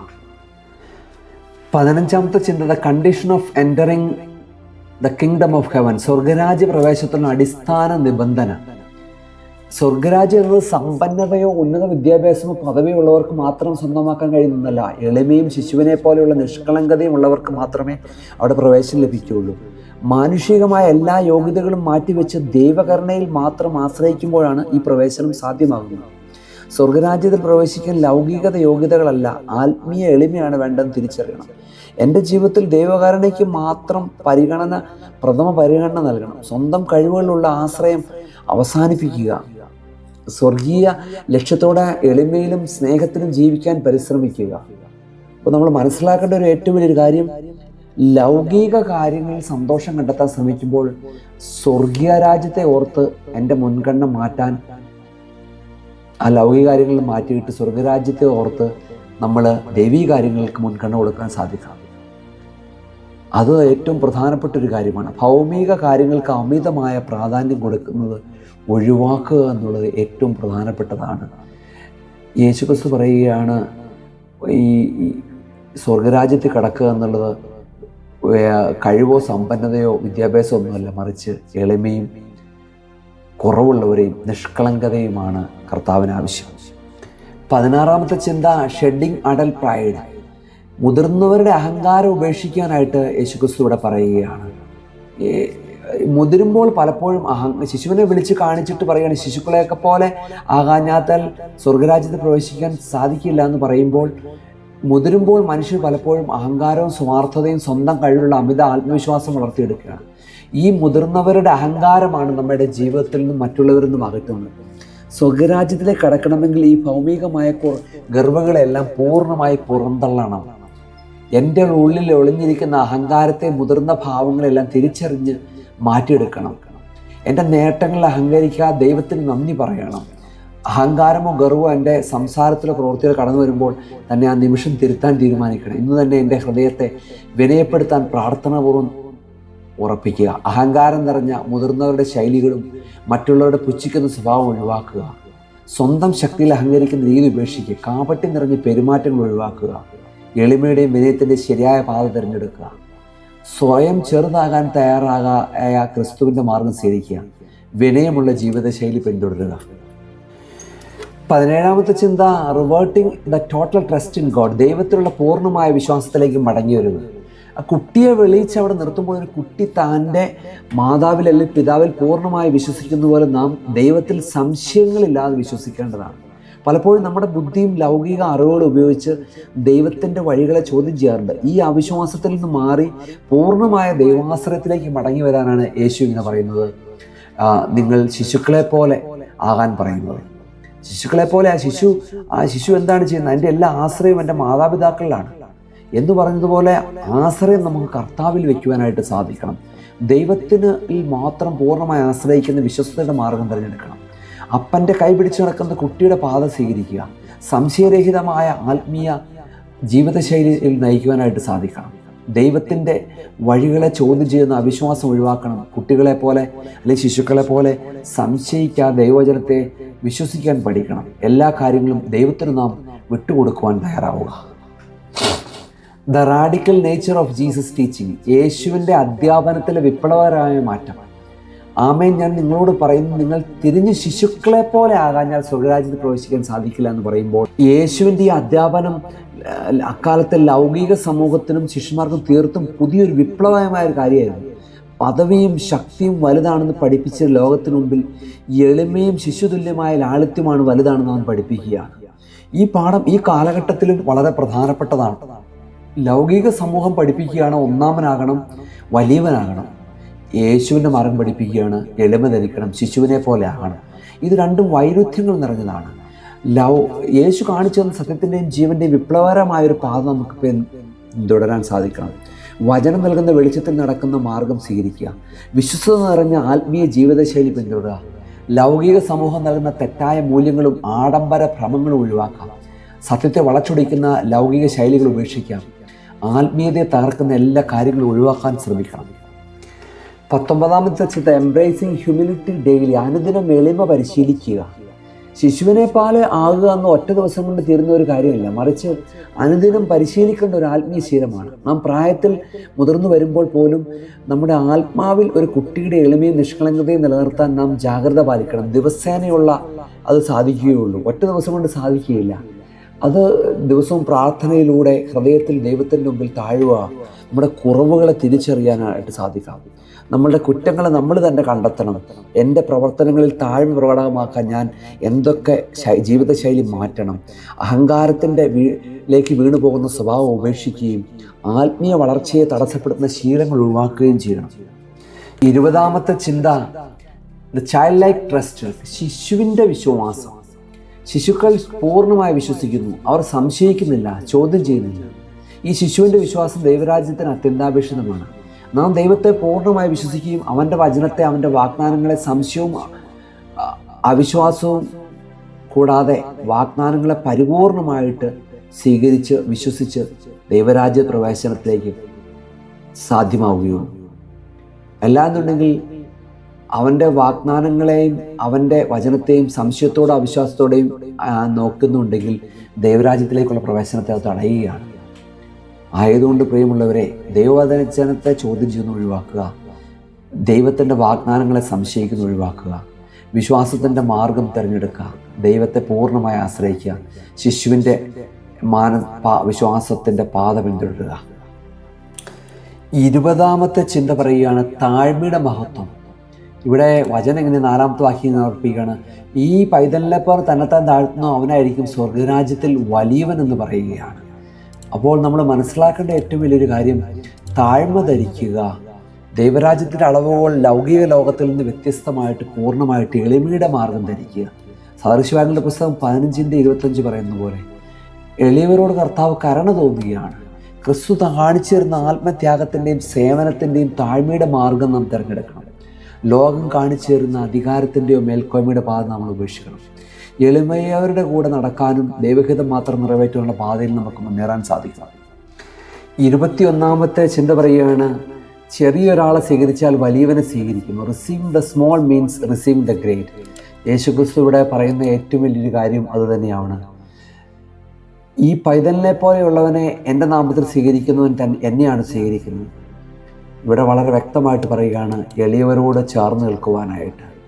താഴ്മയുള്ളവരിൽ ക്രിസ്തുവിനെ സ്വീകരിക്കുക, അത് വളരെ പ്രധാനപ്പെട്ടാണ്. സമൂഹം വില കുറച്ച് കാണുന്നവരെ നമ്മൾ ബഹുമാനിക്കണം. ചെറിയ സേവനങ്ങളെ വലിയ പോലെ കാണണം. ഓരോ മനുഷ്യനും ക്രിസ്തുവിൻ്റെ സാന്നിധ്യം കാണാൻ അഭ്യസിക്കണം. അവഗണിക്കപ്പെട്ടവരെ ആദരവോടെ സ്വീകരിക്കണം. പ്രതിഫലം പ്രതീക്ഷിക്കാതെ സേവിക്കുക. സ്നേഹം കാണിക്കാൻ അവസരം നേടുക. അടുത്ത് കാണുന്ന ചെറിയ അവസരം നഷ്ടപ്പെടുന്നില്ല. ഇപ്പോൾ മുതൽ ഓരോ മനുഷ്യനെയും ക്രിസ്തുവിൻ്റെ രൂപമായി കാണുക. പദവിയുടെ അടിസ്ഥാനത്തിൽ ആളുകളെ വിലയിരുത്തുന്നത് ഒഴിവാക്കുക. പക്ഷപാതം ഒഴിവാക്കുക. അഹങ്കാരം ഉപേക്ഷിക്കുക. നമുക്ക് വീണ്ടും കാണുവാൻ സാധിക്കുന്ന 22ാമത്തെ ചിന്ത അവിടെ കാണുവാൻ സാധിക്കുന്നത്, യേശുക്രിസ്തുവിടെ കുട്ടിയുടെ പേര് പറയുന്നില്ല. The child had no name. സുവിശേഷ കുട്ടിയുടെ പേര് പറയുന്നില്ല. കാരണം അവൻ ഒരാളെ മാത്രം പ്രതിനിധീകരിക്കുന്നില്ല, എല്ലാ എളിയവരെയും പ്രതിനിധീകരിക്കുന്നു. അതുകൊണ്ട് ഈ വചനം എല്ലാ കാലത്തും ബാധകമാണ്. എല്ലാ താഴേക്കടകൾ, ആത്മീയമായിട്ടും പാപത്തിലും ഭൗതികമായിട്ടും സാമ്പത്തികവും കഴിവിലൊക്കെ താഴേക്കടയിൽ കിടക്കുന്നവരെയൊക്കെ പ്രതിനിധീകരിക്കുന്നതാണ് ആ കുട്ടി എന്ന് പറയുന്നത്. അവരെ നമ്മൾ സ്വീകരിക്കുമ്പോൾ ക്രിസ്തുവിനെയാണ് സ്വീകരിക്കുന്നത്. 23ാമത്തെ ചിന്ത, സ്വീകരിക്കുന്നതിന് മുമ്പ് കുട്ടി ഒന്നും ചെയ്തില്ല. Accepted before performance. അതായത് ആ കുട്ടി ഒരു അത്ഭുതം ചെയ്തിട്ടില്ല, ഒരു പ്രസംഗിച്ചിട്ടില്ല, ഒരു യോഗ്യത തെളിയിച്ചിട്ടില്ല. എന്നിട്ട് യേശു പറയുകയാണ് അവനെപ്പോലെ ആവുവാനായിട്ട്, അവനെ സ്വീകരിക്കാൻ പറയുകയാണ്. ഇത് കൃപയുടെ മനോഹരമായൊരു ചിത്രമാണ്. ഇന്ന് നമുക്ക് മുമ്പിൽ ഈ കാണുന്ന പാവപ്പെട്ട മനുഷ്യർ നമുക്ക് ഉപകാരം ചെയ്യാത്തവരായിരിക്കാം, അല്ലെങ്കിൽ അവർ ഏതെങ്കിലും കുറവുകളുള്ളതായിരിക്കാം. പക്ഷേ അവരെ സ്വീകരിക്കുക, അതാണ് ഏറ്റവും പ്രധാനപ്പെട്ട ഒരു കാര്യം. അവരെ തള്ളിക്കളയരുത് എന്നാണ് കർത്താവ് പറയുന്നത്. 24ാമത്തെ ചിന്ത നമ്മളോട് പറയുന്നത് ഇപ്രകാരമാണ്, ആ കുട്ടി യേശുവിൻ്റെ അടുക്കൽ വന്ന് അവൻ്റെ യോഗ്യത കൊണ്ടല്ല, not self promoted called him. യേശു ക്രിസ്തു അവനെ വിളിച്ചത് ആ കുട്ടി യേശുവിൻ്റെ അടുക്കൽ വന്ന് അവൻ്റെ കഴിവോ യോഗ്യത കൊണ്ടൊന്നുമല്ല, സ്വയം മുന്നോട്ട് വന്നതല്ല, യേശു വിളിക്കുകയാണ്. അതുപോലെ ശിശുക്കളുടെ ഹൃദയമുള്ള, പാവപ്പെട്ട മനസ്സുള്ള, ദാരിദ്ര്യത്തിൽ കിടക്കുന്ന ശിശുവിനെ പോലെയുള്ള അവസ്ഥയുള്ളവരെ കർത്താവ് വിളിച്ച് ചേർക്കുമെന്ന് കൂടി മറ്റൊരു ചിന്ത കൂടിയുണ്ട്. നമ്മളെ സ്വീകരിക്കുവാൻ കർത്താവ് ഇതാ ഒരുങ്ങി നിൽക്കുകയാണ്. നമ്മൾ ശിശുവിനെ പോലെ ആവാൻ ശ്രമിക്കുക. 25ാമത്തെ ചിന്ത എന്ന് പറയുന്നത്, യേശു ഒരു വസ്തുവിനെയല്ല ഒരു മനുഷ്യനെയാണ് കാണിച്ചിരുന്നത്. A person become the sermon. യേശു ക്രിസ്തുവിന് ഒരു ഉദാഹരണമായിട്ടൊരു പുസ്തകം കാണിക്കാമായിരുന്നു, അല്ലെങ്കിൽ ഒരു ചുരുളുകൾ കാണിക്കാമായിരുന്നു, നാണയം കാണിക്കാമായിരുന്നു, ആടിനെ അല്ലെങ്കിൽ എന്തെങ്കിലും കാണിക്കാം. പക്ഷേ ഇവിടെ ഒരു കുട്ടിയെ മുൻനിർത്തുമ്പോൾ ദൈവരാജ്യത്തിൻ്റെ ഏറ്റവും വലിയ കേന്ദ്ര ബിന്ദു എന്ന് പറയുന്നത്, സുവിശേഷത്തിൻ്റെ കേന്ദ്രം വസ്തുക്കളല്ല, മനുഷ്യരാണെന്ന് നാം തിരിച്ചറിയണം. മനുഷ്യന് ഏറ്റവും കർത്താവ് മുൻഗണന നൽകുന്നതിലൂടെ വലിയൊരു ചിന്ത കൂടിയുണ്ട്. ഇന്ന് ഈ കാലഘട്ടങ്ങളിൽ മൃഗങ്ങളെ പെറ്റായിട്ട് വളർത്തുമ്പോൾ, അല്ലെങ്കിൽ വാത്സല്യത്തോടെ വളർത്തുമ്പോൾ, മനുഷ്യന് പോലും കൊടുക്കാത്ത പരിഗണന മൃഗങ്ങൾക്ക് നൽകുമ്പോൾ, വസ്തുക്കൾക്ക് നൽകുമ്പോൾ, ഉൽപ്പന്നങ്ങൾക്ക് നൽകുമ്പോൾ, ക്രിസ്തുവിടെ മനുഷ്യൻ്റെ മൂല്യത്തെക്കുറിച്ച് വളരെ വ്യക്തമായി നമ്മളോട് വരച്ചു കാണിക്കുകയാണ്. വസ്തുക്കളല്ല, മൃഗങ്ങളല്ല, മനുഷ്യനാണ് ഏറ്റവും വലുതെന്ന്. 26ാമത്തെ ചിന്ത, എൻ്റെ നാമത്തിൽ എന്നത് ഒരു നിർണായകമായ in my name changes everything. In the name of Jesus Christ, യേശുവിൻ്റെ നാമം അത് വളരെ പ്രധാനപ്പെട്ടതാണ്. യേശുവിൻ്റെ നാമം നാം എടുത്തുപയോഗിക്കുക, യേശുവിൻ്റെ നാമത്തോട് നാം ചേർന്ന് നിൽക്കുക, യേശു നാമത്തിലായിരിക്കുക. നിൻ്റെ തിരുനാമം പരിശുദ്ധമാകപ്പെടണമേ നമ്മൾ പ്രാർത്ഥിക്കുന്നുണ്ട്. എല്ലാ നാമത്തിലും മേലായ നാമമാണ്. നമ്മൾ രാവിലെ എഴുന്നേൽക്കുമ്പോൾ യേശു എന്ന് വിളിച്ചിട്ട് എഴുന്നേൽക്കുക. ഗോഡ് ബ്ലെസ് യു എന്ന് പറഞ്ഞ പകരം ജീസസ് ബ്ലെസ് യു എന്ന് പറയും. യേശു നിന്നെ അനുഗ്രഹിക്കുന്നു. യേശുവിൻ്റെ നാമം ഉപയോഗിക്കുക. 27ാമത്തെ ചിന്ത, യേശു ആദ്യം ഇവിടെ ബന്ധങ്ങളെ പഠിപ്പിക്കുകയാണ്. പ്രാർത്ഥനയെക്കുറിച്ച് ഉപവാസത്തെക്കുറിച്ചല്ല സംസാരിക്കുന്നത്. ഒരു മനുഷ്യനെ എങ്ങനെ സ്വീകരിക്കണമെന്നാണ് യേശു പഠിപ്പിക്കുന്നത്. ശരിയായ ബന്ധങ്ങളില്ലാത്ത ആത്മീയത അപൂർണതയാണെന്ന് പറയുകയാണ്. Relationship before religion. മനുഷ്യനെ സ്നേഹിക്കാൻ പഠിപ്പിക്കുന്ന ഏറ്റവും വലിയ ഒരു മതത്തിൻ്റെ വാതിലാണ് യേശു തുറന്നു കൊടുത്തത്. മതത്തിനേക്കാൾ വലുതാണ് മനുഷ്യ സ്നേഹമെന്ന് യേശു ഇവിടെ പഠിപ്പിക്കുകയാണ്. സഭയേക്കാൾ വലുതാണ്, മറ്റെന്തിനേക്കാൾ വലുതാണ് മനുഷ്യൻ്റെ പരസ്പരമുള്ള സ്നേഹം. 28ാമത്തെ ചിന്ത, പാപഭാരത്തേക്കാൾ ഭയാനകമാണ് വിശ്വാസം തകർക്കുന്ന പാപം. The sin of destroying faith is more terrible. നമുക്ക് ഇവിടെ കാണുവാൻ സാധിക്കുന്ന, യേശു പല പാപങ്ങളെക്കുറിച്ച് മുന്നറിയിപ്പ് നൽകിയിട്ടുണ്ട്. എന്നാൽ ഇവിടെ അവിടുന്ന് ഒരു പ്രത്യേക ശിക്ഷയുടെ ചിത്രം ഉപയോഗിക്കുന്നു. വലിയ തിരികല്ല് കഴുത്തിൽ കെട്ടി കടലിൽ മുങ്ങുക. എന്തുകൊണ്ട് ഇത്ര കഠിനമായ ഭാഷ? കാരണം ഒരാൾ തൻ്റെ ആത്മാവിനെ മാത്രമല്ല മറ്റൊരാളുടെ നിത്യജീവിതത്തെയും അപകടത്തിലാക്കുകയാണ്. ഈ ഒരു മോശം മാതാപിതാവ്, കപട ആത്മീയ നേതാവ്, ഒരു ഉത്തരവാദിത്തമില്ലാത്ത അധ്യാപകൻ, അല്ലെങ്കിൽ അനാസ്ഥയുള്ള വിശ്വാസി, ഇവരിൽ ആരെങ്കിലും ഒരു ചെറിയവൻ്റെ വിശ്വാസം തകർത്താൽ അതിൻ്റെ ആഘാതം വർഷങ്ങളോളം നിലനിൽക്കാം. ദൈവം വിശ്വാസത്തെ അത്രമേൽ വിശുദ്ധമായി കാണുകയാണ്. ഇവിടെ നമുക്ക് എൻ്റെ ജീവിതം മറ്റുള്ളവരുടെ ആത്മീയ വളർച്ചയ്ക്ക് സഹായകരമാണെന്ന് പരിശോധിക്കണം. ഒരുവനെ പാപത്തിലേക്ക് വഴുതി വീഴ്ത്തുവാനായിട്ട് ഞാൻ ശ്രമിച്ചിട്ടുണ്ടോ? വിശ്വാസത്തെ സംരക്ഷിക്കുന്ന സേവനത്തിൻ്റെ വഴി തിരഞ്ഞെടുക്കാം. ക്രിസ്തുവിനെ മഹത്വപ്പെടുത്തുന്ന ജീവിതത്തിൻ്റെ വഴി നമുക്ക് തിരഞ്ഞെടുക്കാം. സത്യത്തിൻ്റെ വഴി തിരഞ്ഞെടുക്കാം. ഉത്തരവാദിത്വമില്ലാത്ത ഉപദേശങ്ങൾ ഒഴിവാക്കാം. മറ്റുള്ളവരുടെ വിശ്വാസത്തെ പരിഹസിക്കുന്ന മനോഭാവങ്ങൾ ഒഴിവാക്കാം. ആത്മീയ കപടത ഒഴിവാക്കാം. 29ാമത്തെ ചിന്ത, തിരികല്ലിനേക്കാൾ ഭാരമുള്ള പാപം. The sin heavier than a millstone. യേശുവിടെ പാപത്തെ അളക്കാൻ ഒരു തിരികല്ല് ഉപയോഗിക്കുന്നു. പാപത്തിൻ്റെ ഭാരമല്ല, അതിൻ്റെ ഫലം എത്ര ഭയാനകമാണെന്ന് കാണിക്കുകയാണ് ഈ ചിത്രം. ഒരു മനുഷ്യൻ്റെ ശരീരം മുങ്ങുന്ന ദാരുണമാണ്, എന്നാൽ ഒരു ചെറിയവൻ്റെ വിശ്വാസം മുങ്ങുന്ന അതിലും ദാരുണമാണെന്ന് യേശു പറയുകയാണ്. ദൈവം വിശ്വാസത്തെ ജീവനേക്കാൾ വിലപ്പെട്ടതായിട്ട് കാണുന്നു. 30ാമത്തെ ചിന്ത, യേശു കടലിനെ ശിക്ഷയുടെ വേദിയാക്കി. Jesus turned the sea into a court of judgment. യേശുവിടെ മരുഭൂമിയോ കാടിനെ അല്ല, കടലിനെയാണ് ഉദാഹരണമായി പറയുന്നത്. യഹൂദരുടെ മനസ്സിൽ കടൽ പലപ്പോഴും അജ്ഞതയുടെയും ഭയത്തിൻ്റെയും ന്യായവിധിയുടെയും പ്രതീകമായിരുന്നു. തിരികല്ല് കെട്ടി കടലിൽ വീഴുന്ന മനുഷ്യന് സ്വയം രക്ഷപ്പെടാൻ ഒരു സാധ്യതയുമില്ല. അതുപോലെ മനഃപൂർവ്വം മറ്റൊരാളുടെ വിശ്വാസം തകർക്കുന്നവൻ തൻ്റെ പ്രവൃത്തിയുടെ ഭീകരത മനസ്സിലാക്കണമെന്ന് യേശു മുന്നറിയിപ്പ് നൽകുകയാണ്. ഒരാളുടെയും വിശ്വാസത്തെ നമ്മൾ തകർക്കാതിരിക്കാൻ നമുക്ക് ശ്രമിക്കാം. 31ാമത്തെ ചിന്ത, ഒരു ഇടർച്ച ജീവിതം മാറ്റും. One stumbling block can change A life time. പ്രിയമുള്ളവരെ, യേശു ഇടറിക്കുന്നവൻ എന്ന ഏകവചനത്തിലാണ് പറയുന്നത്. ഒരു തെറ്റായ സംഭവം, ഒരു കഠിന വാക്ക്, ഒരു കഠിന പ്രവൃത്തി, ഇവയിൽ ഒന്നു മാത്രം മതി ഒരു പുതിയ വിശ്വാസിയുടെ അല്ലെങ്കിൽ ഒരു വിശ്വാസിയുടെ ആത്മീയ യാത്ര നിലച്ചു പോകാൻ. പലരും സഭ വിട്ടുപോകുന്ന ദൈവം കാരണമല്ല, മനുഷ്യരുടെ ഇടർച്ച കാരണമാണ്. അതുകൊണ്ട് ഓരോ വിശ്വാസിയും മറ്റുള്ളവരുടെ വഴിയിലെ കല്ലാകാതെ പാലമായി മാറുക, പാലം പണിയുന്നവനായി മാറുക. മറ്റുള്ളവരുടെ വിശ്വാസം കൂടുതൽ മുന്നോട്ട് കൊണ്ടുവരുവാൻ, ഉയർത്തുവാനായിട്ടായിരിക്കണം അതിൻ്റെ ചാലക ശക്തിയായി ദേവാലയങ്ങളും ദൈവത്തിൻ്റെ അഭിഷിക്തരും മാറിയെടുക്കണം. 32ാമത്തെ ചിന്ത, വിശ്വാസം തകർക്കുന്ന അദൃശ്യമായ ഒരു കൊലപാതകമാണ്. Destroying faith is an invisible murder. ഒരു മനുഷ്യനെ കൊല്ലുന്നത് ലോകം കാണും, എന്നാൽ ഒരാളുടെ വിശ്വാസം കൊല്ലപ്പെടുമ്പോൾ അത് പലപ്പോഴും ആരും കാണുന്നില്ല. പുറമെ അവൻ ചിരിക്കുന്നുണ്ടാകാം, എന്നാൽ ഉള്ളിൽ ദൈവത്തിൽ നിന്നുള്ള വിശ്വാസം മരിച്ചിരിക്കാം. യേശു അത്തരം അദൃശ്യ നാശത്തെയാണ് ഏറ്റവും കഠിനമായി അപലപിക്കുന്നത്. 33ാമത്തെ ചിന്ത, ലോകത്തിന് ഹാ കഷ്ടം, പിശാചിനല്ല. Woe to the world, not to സാത്താൻ.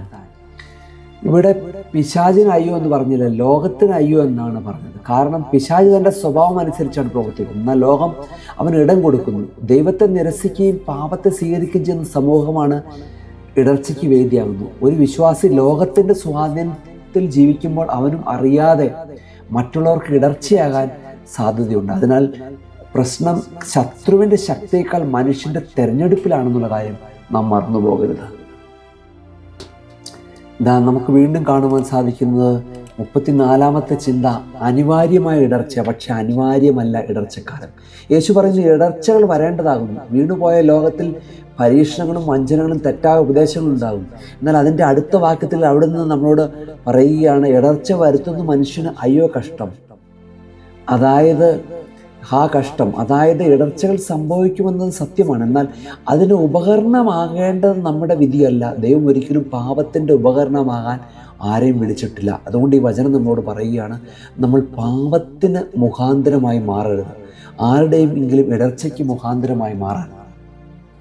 ഇതാ 35ാമത്തെ ചിന്ത പറയുകയാണ്, ദൈവം മുന്നറിയിപ്പ് നൽകുകയാണ് ശിക്ഷയ്ക്ക് മുമ്പ്. God wants before Har judges. ഈ വചനത്തിൽ യേശു ആദ്യം കഷ്ടമെന്ന് മുന്നറിയിപ്പ് നൽകുകയാണ്. ഇത് ഉടൻ ശിക്ഷിക്കുന്ന ദൈവത്തിൻ്റെ ശബ്ദമല്ല, മാനസാന്തരത്തിലേക്ക് വിളിക്കുന്ന ദൈവത്തിൻ്റെ ശബ്ദമാണ്. ഓരോ മുന്നറിയിപ്പും ഓരോ അവസരമാണ്. കേൾക്കുന്നവർക്ക് രക്ഷയിലേക്കുള്ള വാതിലാണ്, അവഗണിക്കുന്നവർക്ക് ന്യായവിധിയുടെ വാതിൽ കൂടിയാണ്. ആയതുകൊണ്ട് യേശുക്രിസ്തു രക്ഷയിലേക്കുള്ള വാതിൽ തുറന്നിട്ടിരിക്കുകയാണ്. ദൈവസന്നിധിയിലേക്ക് നമുക്ക് ചേർന്ന് നിൽക്കുവാൻ സാധിക്കണം, ദൈവവുമായിട്ടുള്ള ബന്ധത്തിലായിരിക്കുവാൻ സാധിക്കണം. ഇതാ 36ാമത്തെ ചിന്ത പറയുകയാണ്, ഇടർച്ചകളുടെ ലോകത്തിൽ വെളിച്ചമാവുക. Be a light in a world of stumbling blocks. യേശു ഇടർച്ചകളുടെ ലോകത്തെക്കുറിച്ച് പറഞ്ഞെങ്കിലും ആ ലോകത്തിൽ തൻ്റെ ശിഷ്യന്മാരെ വെളിച്ചമാകാനാണ് വിളിച്ചത്. ഇരുട്ടിനെ ശപിക്കുന്നതിനേക്കാൾ ഒരു വെളുക്ക് തെളിയിക്കുന്നതാണ് ക്രിസ്തീയ ദൗത്യം. നാം ഇടർച്ചകളെ വർദ്ധിപ്പിക്കുന്നവരല്ല, വഴി കാണിക്കുന്നവരാകണം. നമ്മുടെ ജീവിതം മറ്റുള്ളവർക്ക് ക്രിസ്തുവിലേക്കുള്ള പാലമാകണം, ഒരിക്കലും തടസ്സമാകരുത്. 37ാമത്തെ ചിന്ത പറയുകയാണ്, ശരീരത്തേക്കാൾ ആത്മാവിന് വില നൽകുക. ഇവിടെ നമുക്ക് വചനം കാണുവാൻ സാധിക്കും. 8ാമത്തെ വാക്യം, നിന്റെ കയ്യോ നിന്റെ കാലോ നിനക്കിടർച്ച വരുന്നെങ്കിൽ അതിനെ നിന്നിൽ നിന്ന് മുറിച്ച് എറിഞ്ഞു കളയുക. എന്തെന്നാൽ നീ 2 കയ്യോ 2 കാലോ ഉള്ളവനായി നിത്യാഗ്നിയിൽ വീഴുന്നതിനേക്കാൾ നിനക്കിടർ നല്ലത് മുടന്തനായോ അംഗഹീനായോ ജീവനിലേക്ക് പ്രവേശിക്കുന്നതാകും. 37ാമത്തെ ചിന്ത, ശരീരത്തേക്കാൾ ആത്മാവിന് വില. The soul is more valuable than the body. ഇവിടെ നമുക്ക് കാണുവാൻ സാധിക്കുന്നത്, തിരുവചനം 8ാം വാക്യത്തെ പറയുകയാണ്, നിന്റെ കയ്യോ നിന്റെ കാലോ നിനക്ക് ഇടർച്ച വരുത്തുന്നുവെങ്കിൽ അതിനെ നിന്നിൽ നിന്ന് മുറിച്ച് എറിഞ്ഞു കളയുക. എന്തെന്നാൽ നീ 2 കയ്യോ 2 കാലോ ഉള്ളവനായി നിത്യാഗ്നിയിൽ വീഴുന്നതിനേക്കാൾ നിനക്ക് നല്ലത് മുടന്തനായ അംഗഹീനായ ജീവനിലേക്ക് പ്രവേശിക്കുന്നതാകും. പ്രിയമുള്ളവരെ, യേശു ഇവിടെ ശരീരത്തെ നശിപ്പിക്കാൻ പറയുന്നില്ല, ആത്മാവിൻ്റെ വില കാണിക്കാനാണ് ശക്തമായ ഭാഷ ഉപയോഗിക്കുന്നത്. മനുഷ്യൻ സാധാരണയായി ശരീരത്തിൻ്റെ സൗകര്യങ്ങൾ സംരക്ഷിക്കാനാണ് ശ്രമിക്കുന്നത്. എന്നാൽ യേശു പഠിപ്പിക്കുന്ന ശരീരത്തിന് ചെറിയ നഷ്ടം വന്നാലും ആത്മീയ ജീവൻ നഷ്ടപ്പെടുത്തരുതെന്നാണ്. ഭൂമിയിലെ സൗഖ്യം താൽക്കാലികമാണ്, ദൈവരാജ്യത്തിലെ ജീവൻ നിത്യമാണ്. 38ാമത്തെ ചിന്ത, ഇടർച്ച പലപ്പോഴും നമ്മുടെ ഏറ്റവും അടുത്തതിൽ നിന്നാണ് വരുന്നത്. The closest things can become stumbling blocks. യേശു കൈയും കാലും ഉദാഹരണമായി ഇവിടെ പറയുന്നുണ്ട്. കൈയും കാലും ശത്രുവല്ല, അവ ശരീരത്തിൻ്റെ ഏറ്റവും അടുത്ത ഭാഗങ്ങളാണ്. അതുപോലെ ജീവിതത്തിലെ ചില കാര്യങ്ങൾ സ്വാഭാവികമായി നല്ലതായിരിക്കും, എന്നാൽ അവ ദൈവത്തിൽ നിന്ന് അകറ്റുമ്പോൾ അവ ഇടർച്ചയായി മാറാം. സമ്പത്ത്, ബന്ധങ്ങൾ, കഴിവുകൾ, സ്ഥാനങ്ങൾ ഇവയെല്ലാം തെറ്റായി ഉപയോഗിച്ചാൽ ആത്മീയ അപകടമായി മാറും എന്നുള്ള കാര്യം നാം മറന്നു പോകരുത്. 39ാമത്തെ ചിന്ത, വെട്ടുക എന്നത് വിശുദ്ധമായൊരു വേർപാടാണ്. Cutting off means a holy separation. യേശു വെട്ടുക എന്ന് പറയുമ്പോൾ ശരീരത്തെക്കുറിച്ചല്ല, പാപത്തിൽ നിന്നുള്ള ശക്തമായ വേർപാടിനെക്കുറിച്ചാണ് സംസാരിക്കുന്നത്. ചില കാര്യങ്ങൾ ജീവിതത്തിൽ നിന്ന് നീക്കം ചെയ്യാൻ നാം ധൈര്യം കാണിക്കണം. ദൈവരാജ്യത്തിനായി ചില ശീലങ്ങളും ചില ബന്ധങ്ങളും ചില ആഗ്രഹങ്ങളും ഉപേക്ഷിക്കേണ്ടി വരാം. ആത്മീയ വളർച്ചയ്ക്ക് വേദനയുള്ള തീരുമാനങ്ങൾ അത്യാവശ്യമാണ്. 40ാമത്തെ ചിന്ത, a small loss for a greater salvation. ചെറിയ നഷ്ടം വലിയ രക്ഷയ്ക്ക് വേണ്ടിയാണ്. കൈ നഷ്ടപ്പെടുന്നതിൻ്റെ വേദനയേക്കാൾ നിത്യജീവൻ നഷ്ടപ്പെടുന്നതിൻ്റെ അപകടം വലുതാണെന്ന് യേശു കാണിക്കുകയാണ്.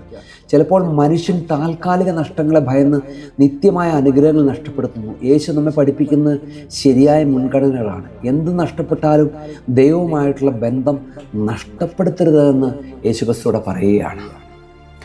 41ാമത്തെ ചിന്ത, കൈ പ്രവർത്തനങ്ങളുടെ പ്രതീകം. The hand represents our actions. ബൈബിളിൽ കൈ പലപ്പോഴും മനുഷ്യൻ്റെ പ്രവൃത്തികളെ സൂചിപ്പിക്കുന്നു. അതുകൊണ്ട് യേശുവിൻ്റെ ചോദ്യം, നിൻ്റെ പ്രവൃത്തികൾ നിന്നെ ദൈവത്തിൽ നിന്ന് അകറ്റുന്നുണ്ടോ എന്നതാണ്. നമ്മുടെ കൈകൾ മറ്റുള്ളവരെ സഹായിക്കാനും അനുഗ്രഹിക്കാനും വേണ്ടിയാണ് നൽകിയിരിക്കുന്നത്. എന്നാൽ അതേ കൈകൾ പാപത്തിനുള്ള ഉപകരണമാകുമ്പോൾ അത് തിരുത്തണമെന്നാണ് യേശുക്രിസ്തു ഇവിടെ പറയുന്നത്. ഇതാ അടുത്ത ചിന്ത, 42ാമത്തെ ചിന്ത കാലിനെ കുറിച്ചാണ്. കാൽ പോകുന്ന വഴിയുടെ പ്രതീകമാണ്. യേശുവിടെ സൂചിപ്പിക്കുന്നത് കയ്യോ കാലോ എന്നാണ്. കാലെന്ന് പറയുന്നത് എന്തിൻ്റെ പ്രതീകമാണ്? കാൽ മനുഷ്യൻ്റെ യാത്രയും വഴിയെയും സൂചിപ്പിക്കുകയാണ്. യേശു ചോദിക്കുന്നത്, നീ പോകുന്ന വഴി നിൻ്റെ ദൈവത്തിലേക്കാണോ കൊണ്ടുപോകുന്നത് എന്നാണ് ഇവിടെ കാണുവാൻ സാധിക്കുന്നത്. തെറ്റായ വഴിയിൽ വേഗത്തിൽ പോകുന്നതിനേക്കാൾ ശരിയായ ദിശയിൽ മന്ദഗതി നടക്കുന്നതാണ് നല്ലത്. ജീവിതത്തിൻ്റെ ദിശയാണ് അന്തിമ ലക്ഷ്യം തീരുമാനിക്കുന്നത്. അതുകൊണ്ട് ദൈവത്തിൻ്റെ വഴിയെ നടക്കുവാനായിട്ട് നമുക്ക് തീരുമാനമെടുക്കാം. പ്രിയമുള്ളവരെ, അടുത്ത നമുക്ക് കാണുവാൻ സാധിക്കും 43ാമത്തെ ചിന്ത, 2 കൈകളുള്ള ജീവിതത്തേക്കാൾ 1 കാലുള്ള വിശുദ്ധ ജീവിതം നല്ലതെന്നാണ് പറയുന്നത്. ഇവിടെ നമുക്ക് വചനം എങ്ങനെയാണ് പറയുന്നത്? അതായത് 2 കൈകളുള്ള ജീവിതത്തേക്കാൾ 1 കൈയുള്ള വിശുദ്ധ ജീവിതം നല്ലതെന്നാണ് പറയുന്നത്. ലോകം സൗകര്യത്തെ വിജയമായി കാണുക, എന്നാൽ യേശു വിശുദ്ധിയെ വിജയമായി കാണുന്നു. എല്ലാ കൈവശമുണ്ടായിട്ടും ദൈവത്തെ നഷ്ടപ്പെടുന്നതിനേക്കാൾ കുറവുകളോടെ ദൈവത്തെ നേടുന്നതാണ് ശ്രേഷ്ഠം. സ്വർഗരാജ്യത്തിൻ്റെ അളവുകോൽ സൗകര്യമല്ല, വിശുദ്ധിയാണെന്ന് നാം തിരിച്ചറിയണം. 44ാമത്തെ ചിന്ത പറയുകയാണ്, കണ്ണ് കാണുന്നതെല്ലാം ഹൃദയം സ്വീകരിക്കേണ്ടതില്ല. നോട്ട് എവറിത്തിങ് ദ ഐ സീസ് ഷുഡ് എൻ്റർ ദ ഹാർട്ട്. നിന്റെ കണ്ണ് നിനക്ക് ഇടർച്ച വരുത്തിയാൽ അതിനെ ചുഴന്നു കളയുക. 2 കണ്ണുള്ളവനായ നരാഗ്നിയിൽ വീഴുന്നതിനേക്കാൾ ഒറ്റ കണ്ണനായ നിത്യജീവനിൽ കടക്കുന്നതാണ് നല്ലതെന്ന് പറയുകയാണ്. യേശു കണ്ണിനെക്കുറിച്ച് സംസാരിക്കുന്ന ശരീരത്തിൻ്റെ ഒരു അവയവത്തെ മാത്രം കുറിച്ചല്ല, മനുഷ്യൻ്റെ ആഗ്രഹങ്ങളുടെയും ആകർഷണങ്ങളുടെയും വാതിലിനെ കുറിച്ചാണ്. കണ്ണിലൂടെ പല കാര്യങ്ങളും നമ്മുടെ ഉള്ളിലേക്ക് പ്രവേശിക്കുന്നു. നല്ലതും ചീത്തയും ആദ്യം കാണപ്പെടുന്നു, പിന്നീട് അത് ചിന്തയാകുന്നു, അവസാനം അത് ജീവിതത്തെ ബാധിക്കുന്നു. അതുകൊണ്ട് ആത്മീയ ജീവിതത്തിൽ കണ്ണിൻ്റെ കാവൽ വളരെ പ്രധാനപ്പെട്ടതാണ്. 45ാമത്തെ ചിന്ത നമ്മളോട് ഇവിടെ ഓർമ്മിപ്പിക്കുകയാണ്, കണ്ണ് ചെറിയ വാതിലാണ്, വലിയ വീഴ്ചയുടെ വഴിയും. A small door can lead to a great fall. കണ്ണ് ശരീരത്തിൻ്റെ ഏറ്റവും ചെറിയ അവയവങ്ങളിലൊന്നാണ്, എന്നാൽ അതിൻ്റെ സ്വാധീനം വളരെ വലുതാണ്. ഒരു ചെറിയ കാഴ്ച പോലും വലിയ ആഗ്രഹങ്ങൾക്ക് തുടക്കമാണ്. മനുഷ്യൻ്റെ പല പ്രലോഭനങ്ങളും ആദ്യം കണ്ണിലൂടെ കടന്നു വരുന്നു. അതുകൊണ്ടാണ് യേശു കണ്ണിനെക്കുറിച്ച് ഇത്ര ഗൗരവമായിട്ട് സംസാരിക്കുന്നത്. കണ്ണ് ഏറ്റവും വിശുദ്ധമായിട്ട് കാത്തു സൂക്ഷിക്കുന്നുണ്ട്. ഉൽപ്പത്തി പുസ്തകത്തിൽ പറയുന്നുണ്ട്, അവൻ സ്വന്തം രൂപത്തിലും ഛായയിലും സൃഷ്ടിച്ചു വന്നു. ഈ കണ്ണെന്ന് പറയുന്നത് ദൈവത്തിൻ്റെ സൃഷ്ടിയാണ്, ദൈവത്തിൻ്റെ കണ്ണാണ്. അപ്പോൾ ആ കണ്ണ് വളരെ പ്രധാനപ്പെട്ടതാണ്. അത് പാപത്തിന് വിട്ടുകൊടുക്കരുത് എന്ന് കൂടി ഓർമ്മിപ്പിക്കുകയാണ്. 46ാമത്തെ ചിന്ത, കാണുന്നതും നോക്കും തമ്മിൽ വ്യത്യാസമുണ്ട്. There is a difference between seeing and looking. എല്ലാം കാണുന്നത് നമ്മുടെ നിയന്ത്രണത്തിലായിരിക്കണമെന്നില്ല, എന്നാൽ എന്തിലേക്ക് നോക്കണം, എന്തിനെ പിന്തുടരണം എന്നത് നമ്മുടെ തെരഞ്ഞെടുപ്പാണ്. യേശു കണ്ണിനെ കുറിച്ച് പറയുമ്പോൾ ഈ തെരഞ്ഞെടുപ്പിൻ്റെ ഉത്തരവാദിത്വമാണ് പഠിപ്പിക്കുന്നത്. വിശുദ്ധമായ കണ്ണുകൾ ദൈവത്തിൻ്റെ സൃഷ്ടിയിൽ നന്മ കാണുന്നു. അശുദ്ധമായ കണ്ണുകൾ ആഗ്രഹത്തിൻ്റെ വസ്തുക്കൾ മാത്രം അന്വേഷിക്കുന്നു. ആയതുകൊണ്ട് എങ്ങനെ തിരഞ്ഞെടുക്കണമെന്നുള്ള എങ്ങനെ പിന്തുടരണമെന്ന് തീരുമാനിക്കണം നമ്മളാണ്. എല്ലാം കാണുന്നത് നമ്മുടെ നിയന്ത്രണത്തിന് ഒരിക്കലും ആവാൻ വഴിയില്ല. അപ്പോൾ എന്ത് നോക്കണം, എന്ത് തിരഞ്ഞെടുക്കണം ഒക്കെ നമ്മുടെ മനസ്സിനെ ആശ്രയിച്ചിരിക്കും. അശുദ്ധമായ കണ്ണുകൾ ആഗ്രഹത്തിൻ്റെ വസ്തുക്കൾ മാത്രം അന്വേഷിക്കുന്നു. ആയതുകൊണ്ട് കാണുന്നതും നോക്കുന്നതും തമ്മിൽ ഒരുപാട് വ്യത്യാസമുണ്ട്. നമുക്ക് ചിലപ്പോൾ ബൈ മിസ്റ്റേക്ക് നോക്കിപ്പോയേക്കാം. അതിലോട്ട് വീണ്ടും വീണ്ടും നോക്കുവാൻ കാണുവാനും നോക്കുവാനും നമ്മൾ ശ്രമിക്കുന്നുണ്ടെങ്കിൽ പാപത്തിൻ്റെ വഴികളെ നാം തിരഞ്ഞെടുക്കുന്നതാണ് അതിൻ്റെ അർത്ഥം. അതുകൊണ്ട് അങ്ങനെ നാം ആയിരിക്കരുത്. ദൈവസന്നിധിയിലൂടെ നടക്കുവാൻ സാധിക്കണം. 47ാമത്തെ ചിന്ത, കണ്ണ് ആഗ്രഹത്തിൻ്റെ കണ്ണാടിയാണ്. The eye is the mirror of desire. മനുഷ്യൻ്റെ ഉള്ളിലെ ആഗ്രഹങ്ങൾ പലപ്പോഴും കണ്ണിലൂടെ പ്രകടമാകുന്നു. ഹൃദയത്തിൽ എന്താണുള്ളതെന്ന് കണ്ണിൻ്റെ ദിശ കാണിക്കുകയാണ്. അസൂയുള്ള കണ്ണ് മറ്റുള്ളവരുടെ അനുഗ്രഹങ്ങൾ കാണുമ്പോൾ വേദനിക്കുന്നു. സ്നേഹമുള്ള കണ്ണ് അതേ അനുഗ്രഹത്തിൽ സന്തോഷിക്കുകയാണ്. നമ്മൾ ചിന്തിക്കേണ്ട ഒരു കാര്യം, നമ്മുടെ കണ്ണ് എപ്രകാരമാണ്, കണ്ണിൻ്റെ അവസ്ഥകൾ എങ്ങനെയാണ്? നമുക്ക് അസൂയ ഉള്ള ഒരവസ്ഥയിലൂടെയാണ് പോകുന്നത്, അതെയോ സ്നേഹമുള്ള കണ്ണിൻ്റെ ഒരു കണ്ണാണ് നമ്മൾ ശാന്തമായിട്ട് ചിന്തിക്കുക. സ്നേഹത്തിൻ്റെ കണ്ണ് കാഴ്ചകൾ നമുക്ക് കാണാം.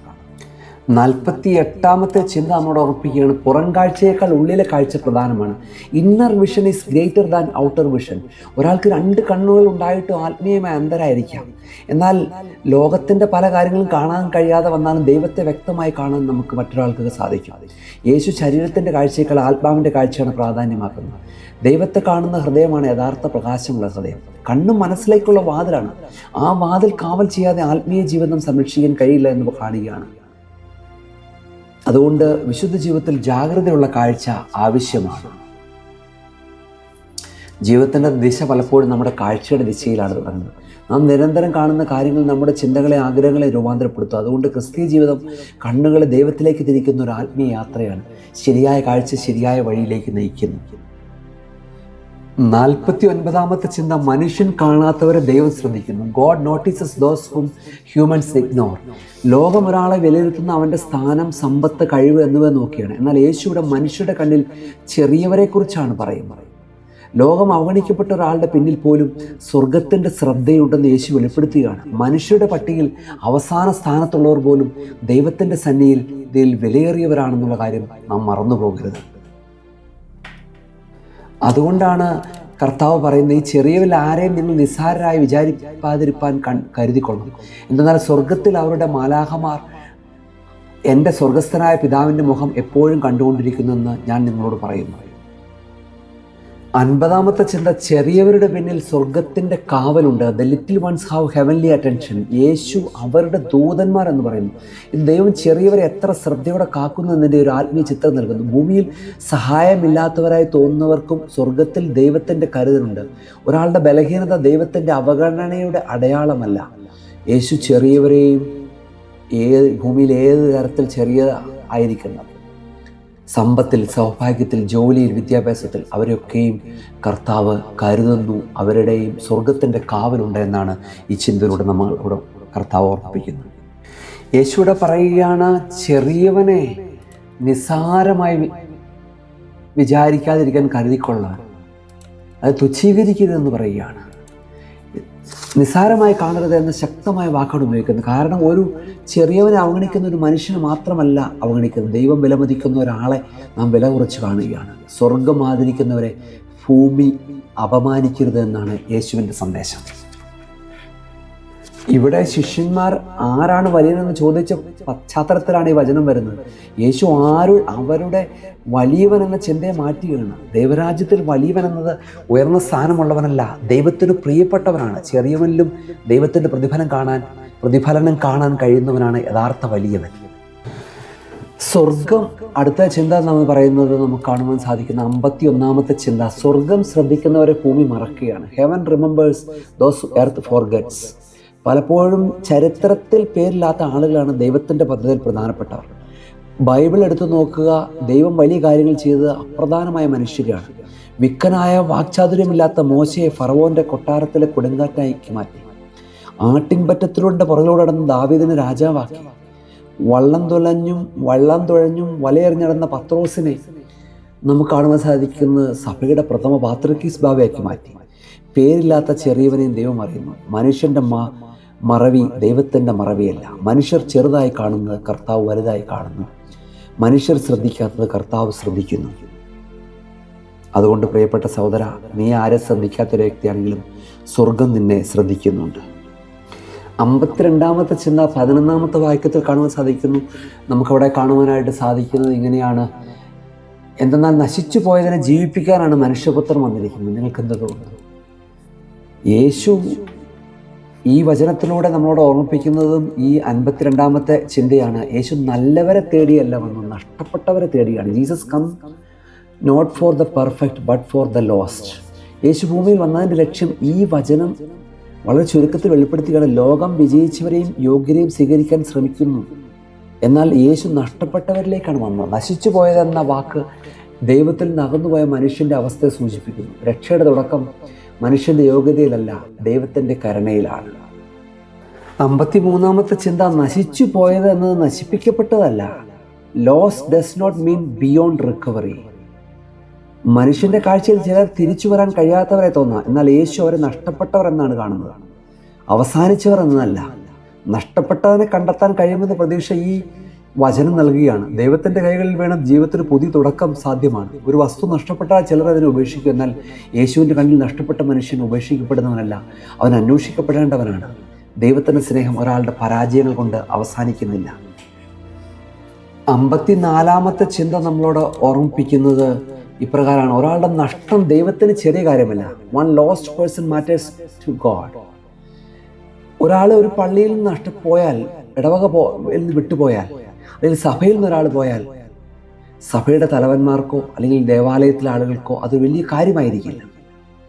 ആത്മീയ പ്രസ്ഥാനത്തിൽ നിൽക്കുന്നവർക്ക് അത് വലിയ കാര്യമായിരിക്കില്ല, ഒരാളല്ലേ പോയത്. പക്ഷേ യേശുക്രിസ്തുവിന് ആ ഒരാളെന്ന് പറയുന്നത് പോലും വളരെ ചെറിയ കാര്യമല്ല, അത് വലിയ കാര്യമാണ്. മനുഷ്യൻ പലപ്പോഴും ചിന്തിക്കുന്നത് ഇങ്ങനെയാണ്, ഒരാൾ പോയാൽ എന്താണ്, ഒന്നും സംഭവിക്കാൻ പോകുന്നില്ല. എന്നാൽ യേശുവിൻ്റെ ദൃഷ്ടിയിൽ ഒരൊറ്റ ആത്മാവിനും വലിയ വിലയുണ്ട്. സ്വർഗരാജ്യത്തിൻ്റെ കണക്കിൽ എണ്ണത്തേക്കാൾ വ്യക്തികൾക്ക് പ്രാധാന്യമുണ്ട്. ഓരോ ആത്മാവിനും ദൈവത്തിൻ്റെ ശ്രദ്ധയുണ്ട്. 55-ാമത്തെ ചിന്ത, യേശു ദൂരെ നിന്നില്ല, താഴേക്കിറങ്ങി വന്നു. Jesus did not stand far away, he came down. നഷ്ടപ്പെട്ടവനെ രക്ഷിക്കാൻ അവൻ്റെ അടുത്തേക്ക് പോകണം. മനുഷ്യൻ്റെ വീഴ്ചയുടെ സ്ഥലത്തേക്ക് യേശു തന്നെ ഇറങ്ങി വരികയാണ്. ഇൻകാർണേഷൻ ദൈവത്തിൻ്റെ അടുത്ത് വരുന്ന സ്നേഹത്തിൻ്റെ ഏറ്റവും വലിയ തെളിവാണ്. രക്ഷ ദൂരെയുള്ളൊരു ഉപദേശമല്ല, അടുത്തെത്തിയ ദൈവസ്നേഹമാണ്. അതുകൊണ്ടാണ് യേശു ഈ ഭൂമിയിൽ മനുഷ്യനായി അവതരിച്ചത്. മനുഷ്യന് നഷ്ടപ്പെട്ടു പോയവനെ രക്ഷിക്കാനാണ്. ദൈവം സ്വർഗത്തിലിരിക്കുകയല്ലേ, മനുഷ്യനായി അവതാരമെടുക്കുകയാണ് ചെയ്തത്. അതുകൊണ്ടാണ് നഷ്ടപ്പെട്ടവനെ തേടിയെത്തി യേശു കടന്നു വന്നത്. പാപം ഒരാളുടെ കഥയുടെ അവസാന അധ്യായമല്ല, യേശുവിൻ്റെ വരവ് പുതിയ തുടക്കത്തിൻ്റെ പ്രഖ്യാപനമാണ്. ദൈവത്തിൻ്റെ കൃപയ്ക്ക് മാറ്റാൻ കഴിയാത്ത ജീവിതങ്ങളില്ല എന്ന് ഓർമ്മിപ്പിക്കുകയാണ്. മറ്റുള്ളവരുടെ വീഴ്ച കാണുമ്പോൾ വിധിക്കാതെ കരുണ കാണിക്കുവാനാണ് ക്രിസ്തുവിൻ്റെ മനസ്സ്. നഷ്ടപ്പെട്ടവരെ അവഗണിക്കുന്ന ഹൃദയം ക്രിസ്തുവിൻ്റെ ഹൃദയത്തിൽ നിന്നാണ് അകലെയാണ്. 56-ാമത്തെ ചിന്ത, യേശുവിൻ്റെ വരവ് ഒരു തിരച്ചിലിൻ്റെ കഥയാണ്. The coming of Jesus is A story of seeking. ബൈബിളിലെ വലിയൊരു സന്ദേശം ദൈവം മനുഷ്യനെ അന്വേഷിക്കുന്നതാണ്. ആദമിനോട് ചോദിക്കുകയാണ്, നീ എവിടെയെന്ന് ചോദിച്ച് ദൈവം ഇവിടെ നഷ്ടപ്പെട്ട മനുഷ്യനെ രക്ഷിക്കാൻ വരികയാണ്. ക്രിസ്തീയ ജീവിതം ദൈവത്തെ കണ്ടെത്തിയതിൻ്റെ കഥ മാത്രമല്ല, നമ്മെ കണ്ടെത്തിയ ദൈവത്തിൻ്റെ സ്നേഹത്തിൻ്റെ കഥ കൂടിയാണ്. ദൈവസന്നിധിയിലേക്ക് നാം ചേർന്ന് നിൽക്കുമ്പോൾ നാം മനസ്സിലാക്കേണ്ട ഏറ്റവും വലിയൊരു കാര്യം ഇത് തന്നെയാണ്. നമ്മൾ എവിടെയെങ്കിലും നമ്മളെ കണ്ടെത്തുന്ന ദൈവത്തിൻ്റെ ഒരു സ്നേഹമുണ്ട്. ആ സ്നേഹം കറയില്ലാത്ത സ്നേഹമാണ്. നിത്യമായി സ്നേഹിക്കുന്ന ദൈവമാണ് നമ്മുടെ ദൈവം. അവൻ്റെ പേരാണ് യേശുക്രിസ്തു. 57-ാമത്തെ ചിന്ത പറയുകയാണ്, ഇടയന് നഷ്ടപ്പെട്ടത് ഒരാടല്ല, ഒരു ബന്ധമാണ്. The shepherd lost not a just a sheep but a relationship. പ്രിയമുള്ളവർ, നമുക്കിവിടെ കാണുവാൻ സാധിക്കുന്നത്, ഒരു മനുഷ്യൻ 100 ആടുകളുണ്ടായിരിക്കും, അവയിൽ ഒന്ന് വഴിതെറ്റിപ്പോയ 99 മലയിൽ വിട്ടിട്ട് അവൻ പോയി ആ കാണാതെ പോയതിനെ അന്വേഷിക്കുന്നില്ലയോ? അതാണ് ഈ ചിന്ത നമ്മളോട് ഓർമ്മിപ്പിക്കുന്നത്. 57-ാമത്തെ ചിന്ത, ഇടയന് നഷ്ടപ്പെട്ടത് ഒരു ആടല്ല, ഒരു ബന്ധമാണ്. ലോകത്തിൻ്റെ കണക്കിൽ ഒരാട് 100-1 മാത്രമാണ്, എന്നാൽ ഇടയൻ്റെ ഹൃദയത്തിൽ ഒരു എണ്ണമല്ല, അതൊരു ബന്ധമാണ്. യേശുവിടെ നഷ്ടപ്പെട്ടതിൻ്റെ വില കാണിക്കുന്ന എണ്ണത്തിൻ്റെ അടിസ്ഥാനത്തിലല്ല, സ്നേഹത്തിൻ്റെ അടിസ്ഥാനത്തിലാണ്. ദൈവത്തിനും മനുഷ്യന് കണക്കുകളല്ല, ഓരോരുത്തരും വ്യക്തികളാണ്. അതുകൊണ്ട് പ്രിയമുള്ളവരെ, ദൈവവുമായിട്ടുള്ളൊരു ബന്ധം നാം ഒരിക്കലും നഷ്ടപ്പെടുത്തി കളയരുത്. നഷ്ടപ്പെട്ടു പോയ ബന്ധം കൂട്ടിച്ചേർക്കാനാണ് കർത്താവ് ഈ ഭൂമിയിലേക്ക് വന്നത്. 58-ാമത്തെ ചിന്ത, 99 എണ്ണവും സുരക്ഷിതമായിട്ടും യേശുവിൻ്റെ കണ്ണ് ഒന്നിലേക്ക് പോവുകയാണ്. The shepherd's eyes went to the one. ഇടയൻ 99 ആടുകളൊപ്പം സന്തോഷിച്ച് നിൽക്കാമായിരുന്നു, എന്നാൽ ഒരാടിൻ്റെ അഭാവം അവൻ്റെ ഹൃദയത്തിൽ വേദന സൃഷ്ടിക്കുകയാണ്. ദൈവത്തിൻ്റെ സ്നേഹം ഭൂരിപക്ഷത്തിന് മാത്രം നോക്കുന്നില്ല. ഒരാൾ പോലും നഷ്ടപ്പെടുന്നത് ദൈവത്തിന് അംഗീകരിക്കാനാവാത്ത കാര്യമാണ്. അതുകൊണ്ട് പ്രിയപ്പെട്ട സഹോദര, നീ നഷ്ടപ്പെട്ടു പോകുമ്പോൾ ദൈവം ഒരിക്കലും അത് സന്തോഷിക്കുകയല്ല, അത് ഇഗ്നോർ ചെയ്യുകയല്ല. ദൈവത്തിൻ്റെ മനസ്സിൽ ദുഃഖമായിരിക്കും. നിന്നെയും കൂടി തേടിയാണ് കർത്താവ് ഈ ഭൂമിയിലേക്ക് വന്നത്. 59ാമത്തെ ചിന്ത, നഷ്ടപ്പെട്ട ആട് ഇടയനെ വിളിച്ചില്ല, ഇടയൻ അന്വേഷിക്കുകയാണ്. The sheep did not seek, the shepherd searched. പലപ്പോഴും മനുഷ്യൻ ദൈവത്തെ അന്വേഷിച്ച് കണ്ടെത്തിയതെന്ന് കരുതുന്നു. എന്നാൽ ഈ ഉപമയിൽ ആദ്യം പ്രവർത്തിക്കുന്ന ഇടയനാണ്. ആട് വഴിതെറ്റിയപ്പോൾ ഇടയനെ അതിനുപേക്ഷിച്ചില്ല. ദൈവത്തിൻ്റെ കൃപ മനുഷ്യൻ്റെ തിരച്ചിലിന് മുമ്പേ ആരംഭിക്കുന്നു. നഷ്ടപ്പെട്ടു പോയ ഈ വചനം നമ്മോട് ഓർമ്മിപ്പിക്കുന്നത് നമ്മൾ ഓരോരുത്തരും ഇടയൻ്റെ ശുശ്രൂഷകരാണ്. ദൈവത്തിൻ്റെ അഭിഷിക്തന്മാരെന്ന നിലയിൽ, ദൈവത്തിൻ്റെ ശുശ്രൂഷകർ എന്ന നിലയിൽ നഷ്ടപ്പെട്ടു പോയവൻ തിരികെ വരട്ടെ എന്ന് ചിന്തിക്കാതെ അവനെ തേടിപ്പോവുക എന്നുള്ളത് ഏറ്റവും പ്രധാനപ്പെട്ട ഒരു കാര്യമാണ്. അതൊരു ഇടയൻ്റെ ചുമതലയാണ്, അത് ഇടയൻ്റെ മാന്യതയാണ്, അത് ഇടയനെ കർത്താവ് ഭരമേൽപ്പിച്ചിരിക്കുന്ന ദൗത്യമാണ്. ക്രൈസ്തവ ജീവിതത്തിൽ നഷ്ടപ്പെട്ടു പോയവരെ നേടിയെടുക്കുവാൻ വിളിക്കപ്പെട്ട ഇടയത്വ ശുശ്രൂഷയിലേക്ക് വിളിക്കപ്പെട്ടവരാണ്. അത് വൈദികൻ മാത്രമല്ല, അത് പുരോഹിതൻ മാത്രമല്ല, നമ്മൾ ഓരോരുത്തരും കൂടിയാണ്. ഇത് 60ാമത്തെ ചിന്ത നമുക്ക് കാണുവാൻ സാധിക്കുന്ന, മലയിൽ വിട്ടിട്ടവൻ പോയി ആ കാണാതെ പോയി അന്വേഷിക്കുന്നില്ലയോ എന്ന് പറയുകയാണ്. മല വളരെ പ്രധാനപ്പെട്ട ഒരു കാര്യമാണ്.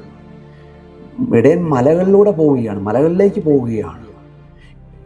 ഇടയൻ എളുപ്പമുള്ള വഴി തിരഞ്ഞെടുത്തില്ല, മലകളിലേക്ക് പോയി. മലകൾ അപകടത്തിൻ്റെയും കഠിനതയുടെയും പ്രതീകമാണ്.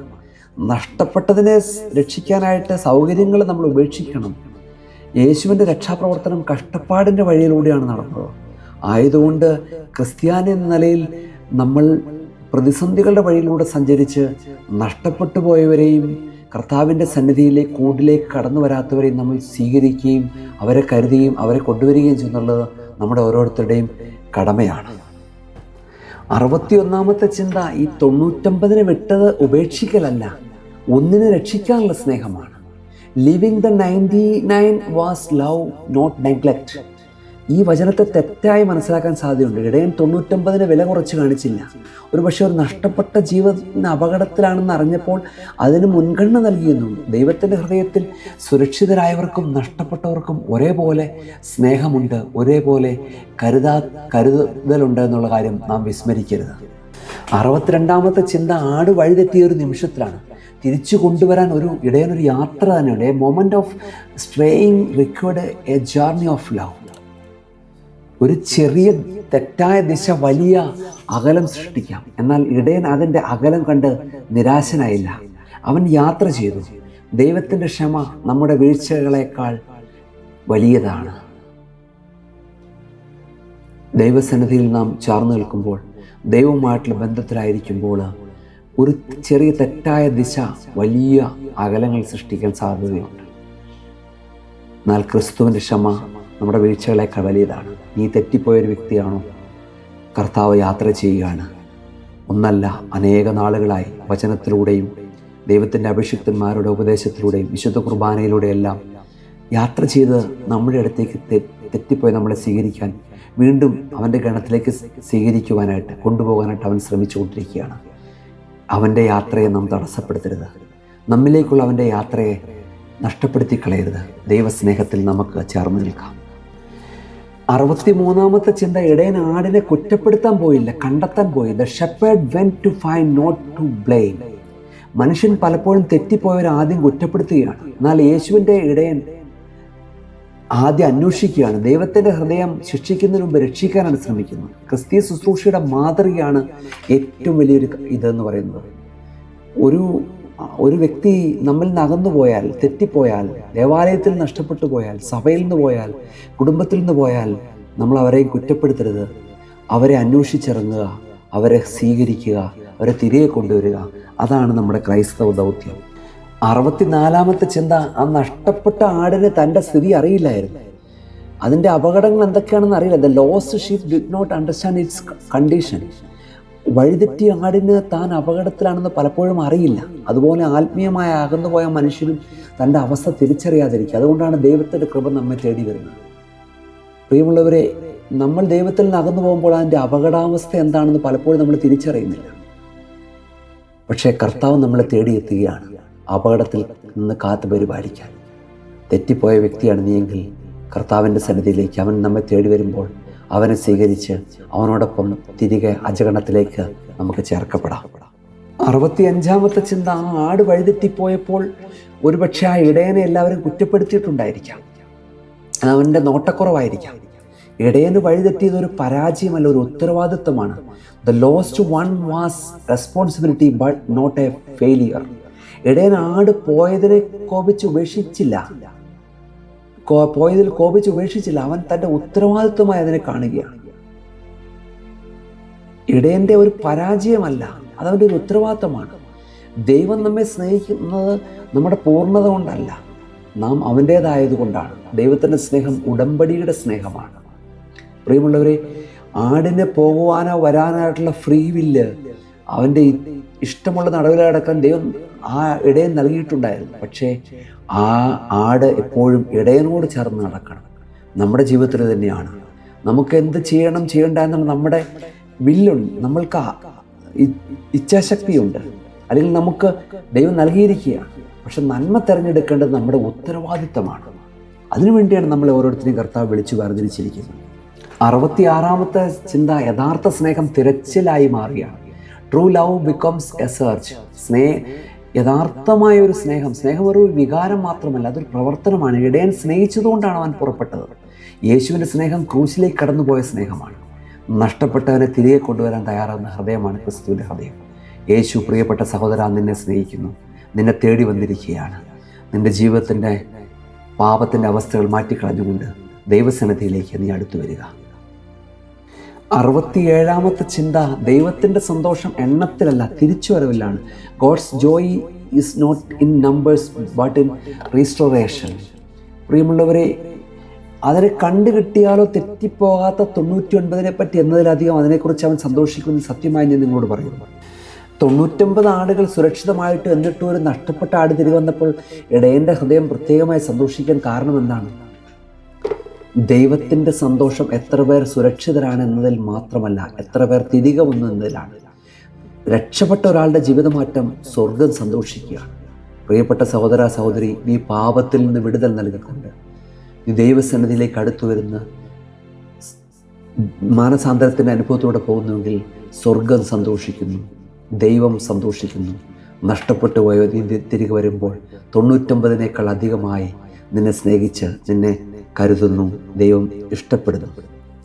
68-ാമത്തെ ചിന്ത, കണ്ടെത്തിയവൻ മാത്രമല്ല അന്വേഷിച്ചവനും ഇവിടെ സന്തോഷിക്കുകയാണ്.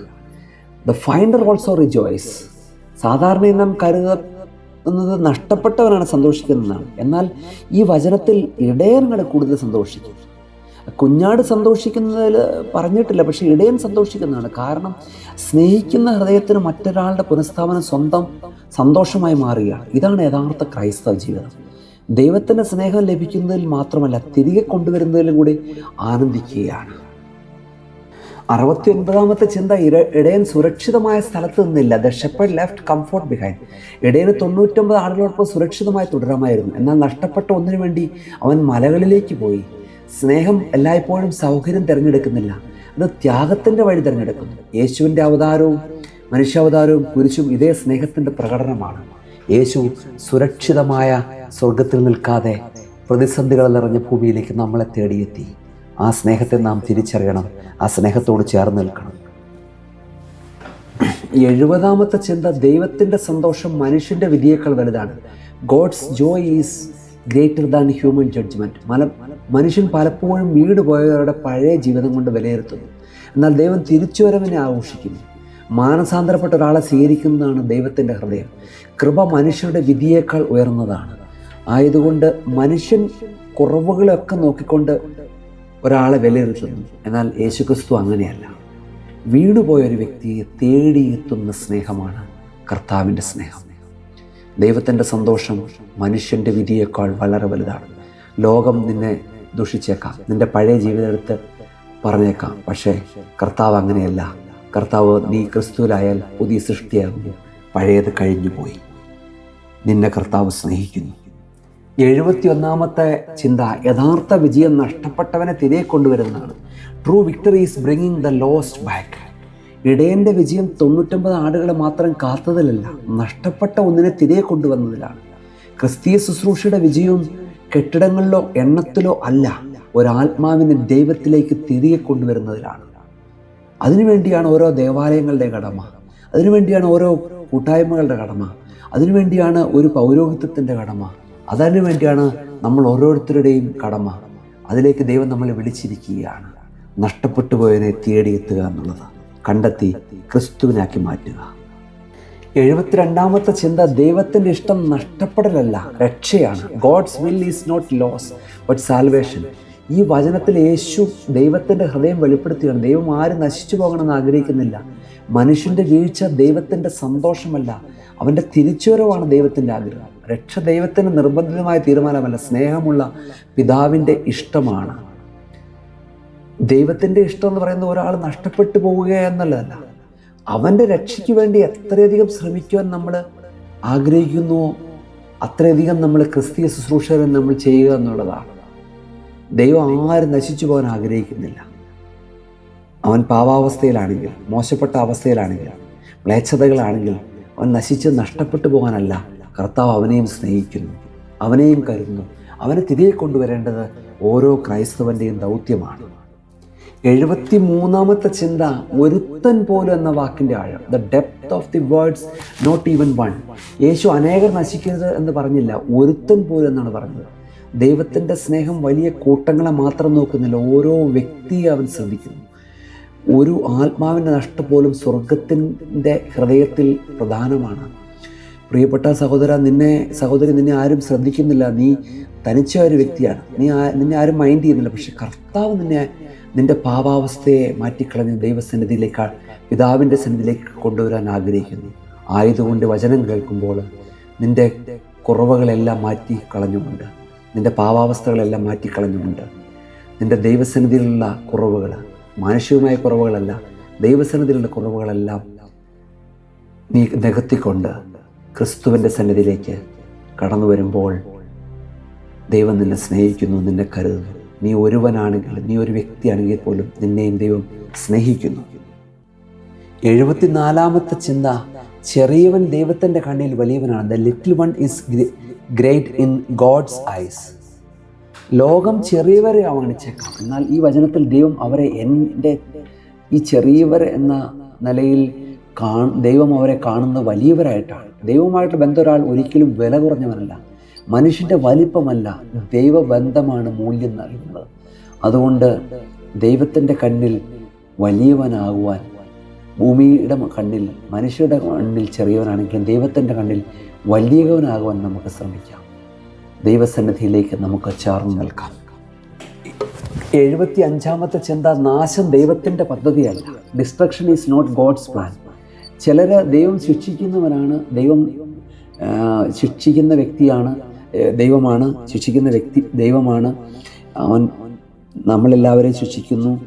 ഇതൊക്കെ ഈ രീതിയിലാണ് കാണുന്നത്. എന്നാൽ യേശു ഇവിടെ പിതാവിൻ്റെ ഹൃദയം കാണിക്കുകയാണ്. ദൈവത്തിൻ്റെ ആദ്യ ആഗ്രഹം നാശമല്ല, രക്ഷയാണ്.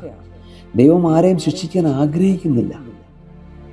ന്യായവിധിക്ക് മുമ്പ് കൃപയുടെ ഒരു വാതിൽ തുറന്നിട്ടിരിക്കുകയാണ്. ഒരു സ്നേഹത്തിൻ്റെ വാതിൽ, ഒരു നന്മയുടെ വാതിൽ, അതിലേക്ക് കൂടെ കടന്നു വരാൻ ഓർമ്മിപ്പിക്കുകയാണ്. ശിക്ഷിക്കുന്ന ദൈവമല്ല, രക്ഷിക്കുന്ന ദൈവമാണ് നമ്മുടെ ദൈവം. ആ ദൈവത്തെ നാം തിരിച്ചറിയണം, ആ ദൈവത്തോട് നാം ചേർന്ന് നിൽക്കണം. 76ാമത്തെ ചിന്ത, ഒരാത്മാവിൻ്റെ രക്ഷ ദൈവത്തിൻ്റെ വിജയമാണ്. The salvation of one soul is God's victory. ലോകം വിജയത്തെ വലിയ നേട്ടത്തോടെ അളക്കുകയാണ്, എന്നാൽ ദൈവരാജ്യത്തിൽ ഒരു ആത്മാവിൻ്റെ തിരിച്ചുവരവ് വലിയ വിജയമാണ്. ഒരാൾ ദൈവത്തിലേക്ക് മടങ്ങുമ്പോൾ സ്വർഗത്തിൻ്റെ ലക്ഷ്യം പൂർത്തീകരിക്കുകയാണ്. പ്രിയമുള്ളവരെ, അവസാന വാക്ക് നാശത്തിൻ്റെതല്ല, ദൈവസ്നേഹത്തിൻ്റേതാണ്. ആയതുകൊണ്ട് ദൈവത്തിൻ്റെ സ്നേഹത്തിൽ നഷ്ടപ്പെട്ടവൻ അന്വേഷിക്കുന്നത് ദൈവത്തിൻ്റെ സ്നേഹത്തിലെത്തിയാണ്. ദൈവത്തിൻ്റെ ഹൃദയത്തിൽ മനുഷ്യൻ്റെ നാശമല്ല, പുനഃസ്ഥാപനമാണ് അവൻ്റെ ലക്ഷ്യം. ലോകം മുഴുവൻ ഇന്ന് വിജയം വിജയം വിജയം എന്ന് ഉള്ള നേട്ടങ്ങൾ എന്നതിനെക്കുറിച്ച് ഭൗതികതയെ അളവുകോലാക്കുന്ന, എന്നാൽ ദൈവരാജ്യം അല്ല ഉദ്ദേശിക്കുന്നത്. നഷ്ടപ്പെട്ടു പോയ, പാപത്തിൽ കിടന്ന, മ്ലേച്ഛതയിൽ കിടന്ന, അശുദ്ധിയിൽ കിടന്ന ഒരു ആത്മാവ് പാപങ്ങളെ ഏറ്റുപറഞ്ഞ് അശുദ്ധിയുടെ വഴിയിലൂടെ സഞ്ചരിക്കാതെ ദൈവത്തിൻ്റെ വഴിയിലൂടെ സഞ്ചരിച്ച് ദൈവസന്നിധിയിലേക്ക് തിരിച്ചു വരുമ്പോൾ സ്വർഗം സന്തോഷിക്കുന്നു, സ്വർഗീയ ആനന്ദമുണ്ടാകുന്നു. അനുഗ്രഹിക്കപ്പെട്ടവരെ, 76 ചിന്തകളാണ് നമ്മൾ ഈ വേദഭാഗത്തിൽ നിന്ന് കണ്ടത്. ഈ 76 ചിന്തകളും ദൈവസന്നിധിയിലേക്ക് അടുത്തൊരാളുള്ള പാലങ്ങളായി മാറട്ടെ. മുഖാന്തരങ്ങളായി മാറട്ടെ എന്ന് ഓർമ്മിപ്പിച്ചുകൊണ്ട് നിർത്തുന്നു. ദൈവത്തിരുനാമം മാത്രം മഹത്വപ്പെടട്ടെ. ആമേൻ.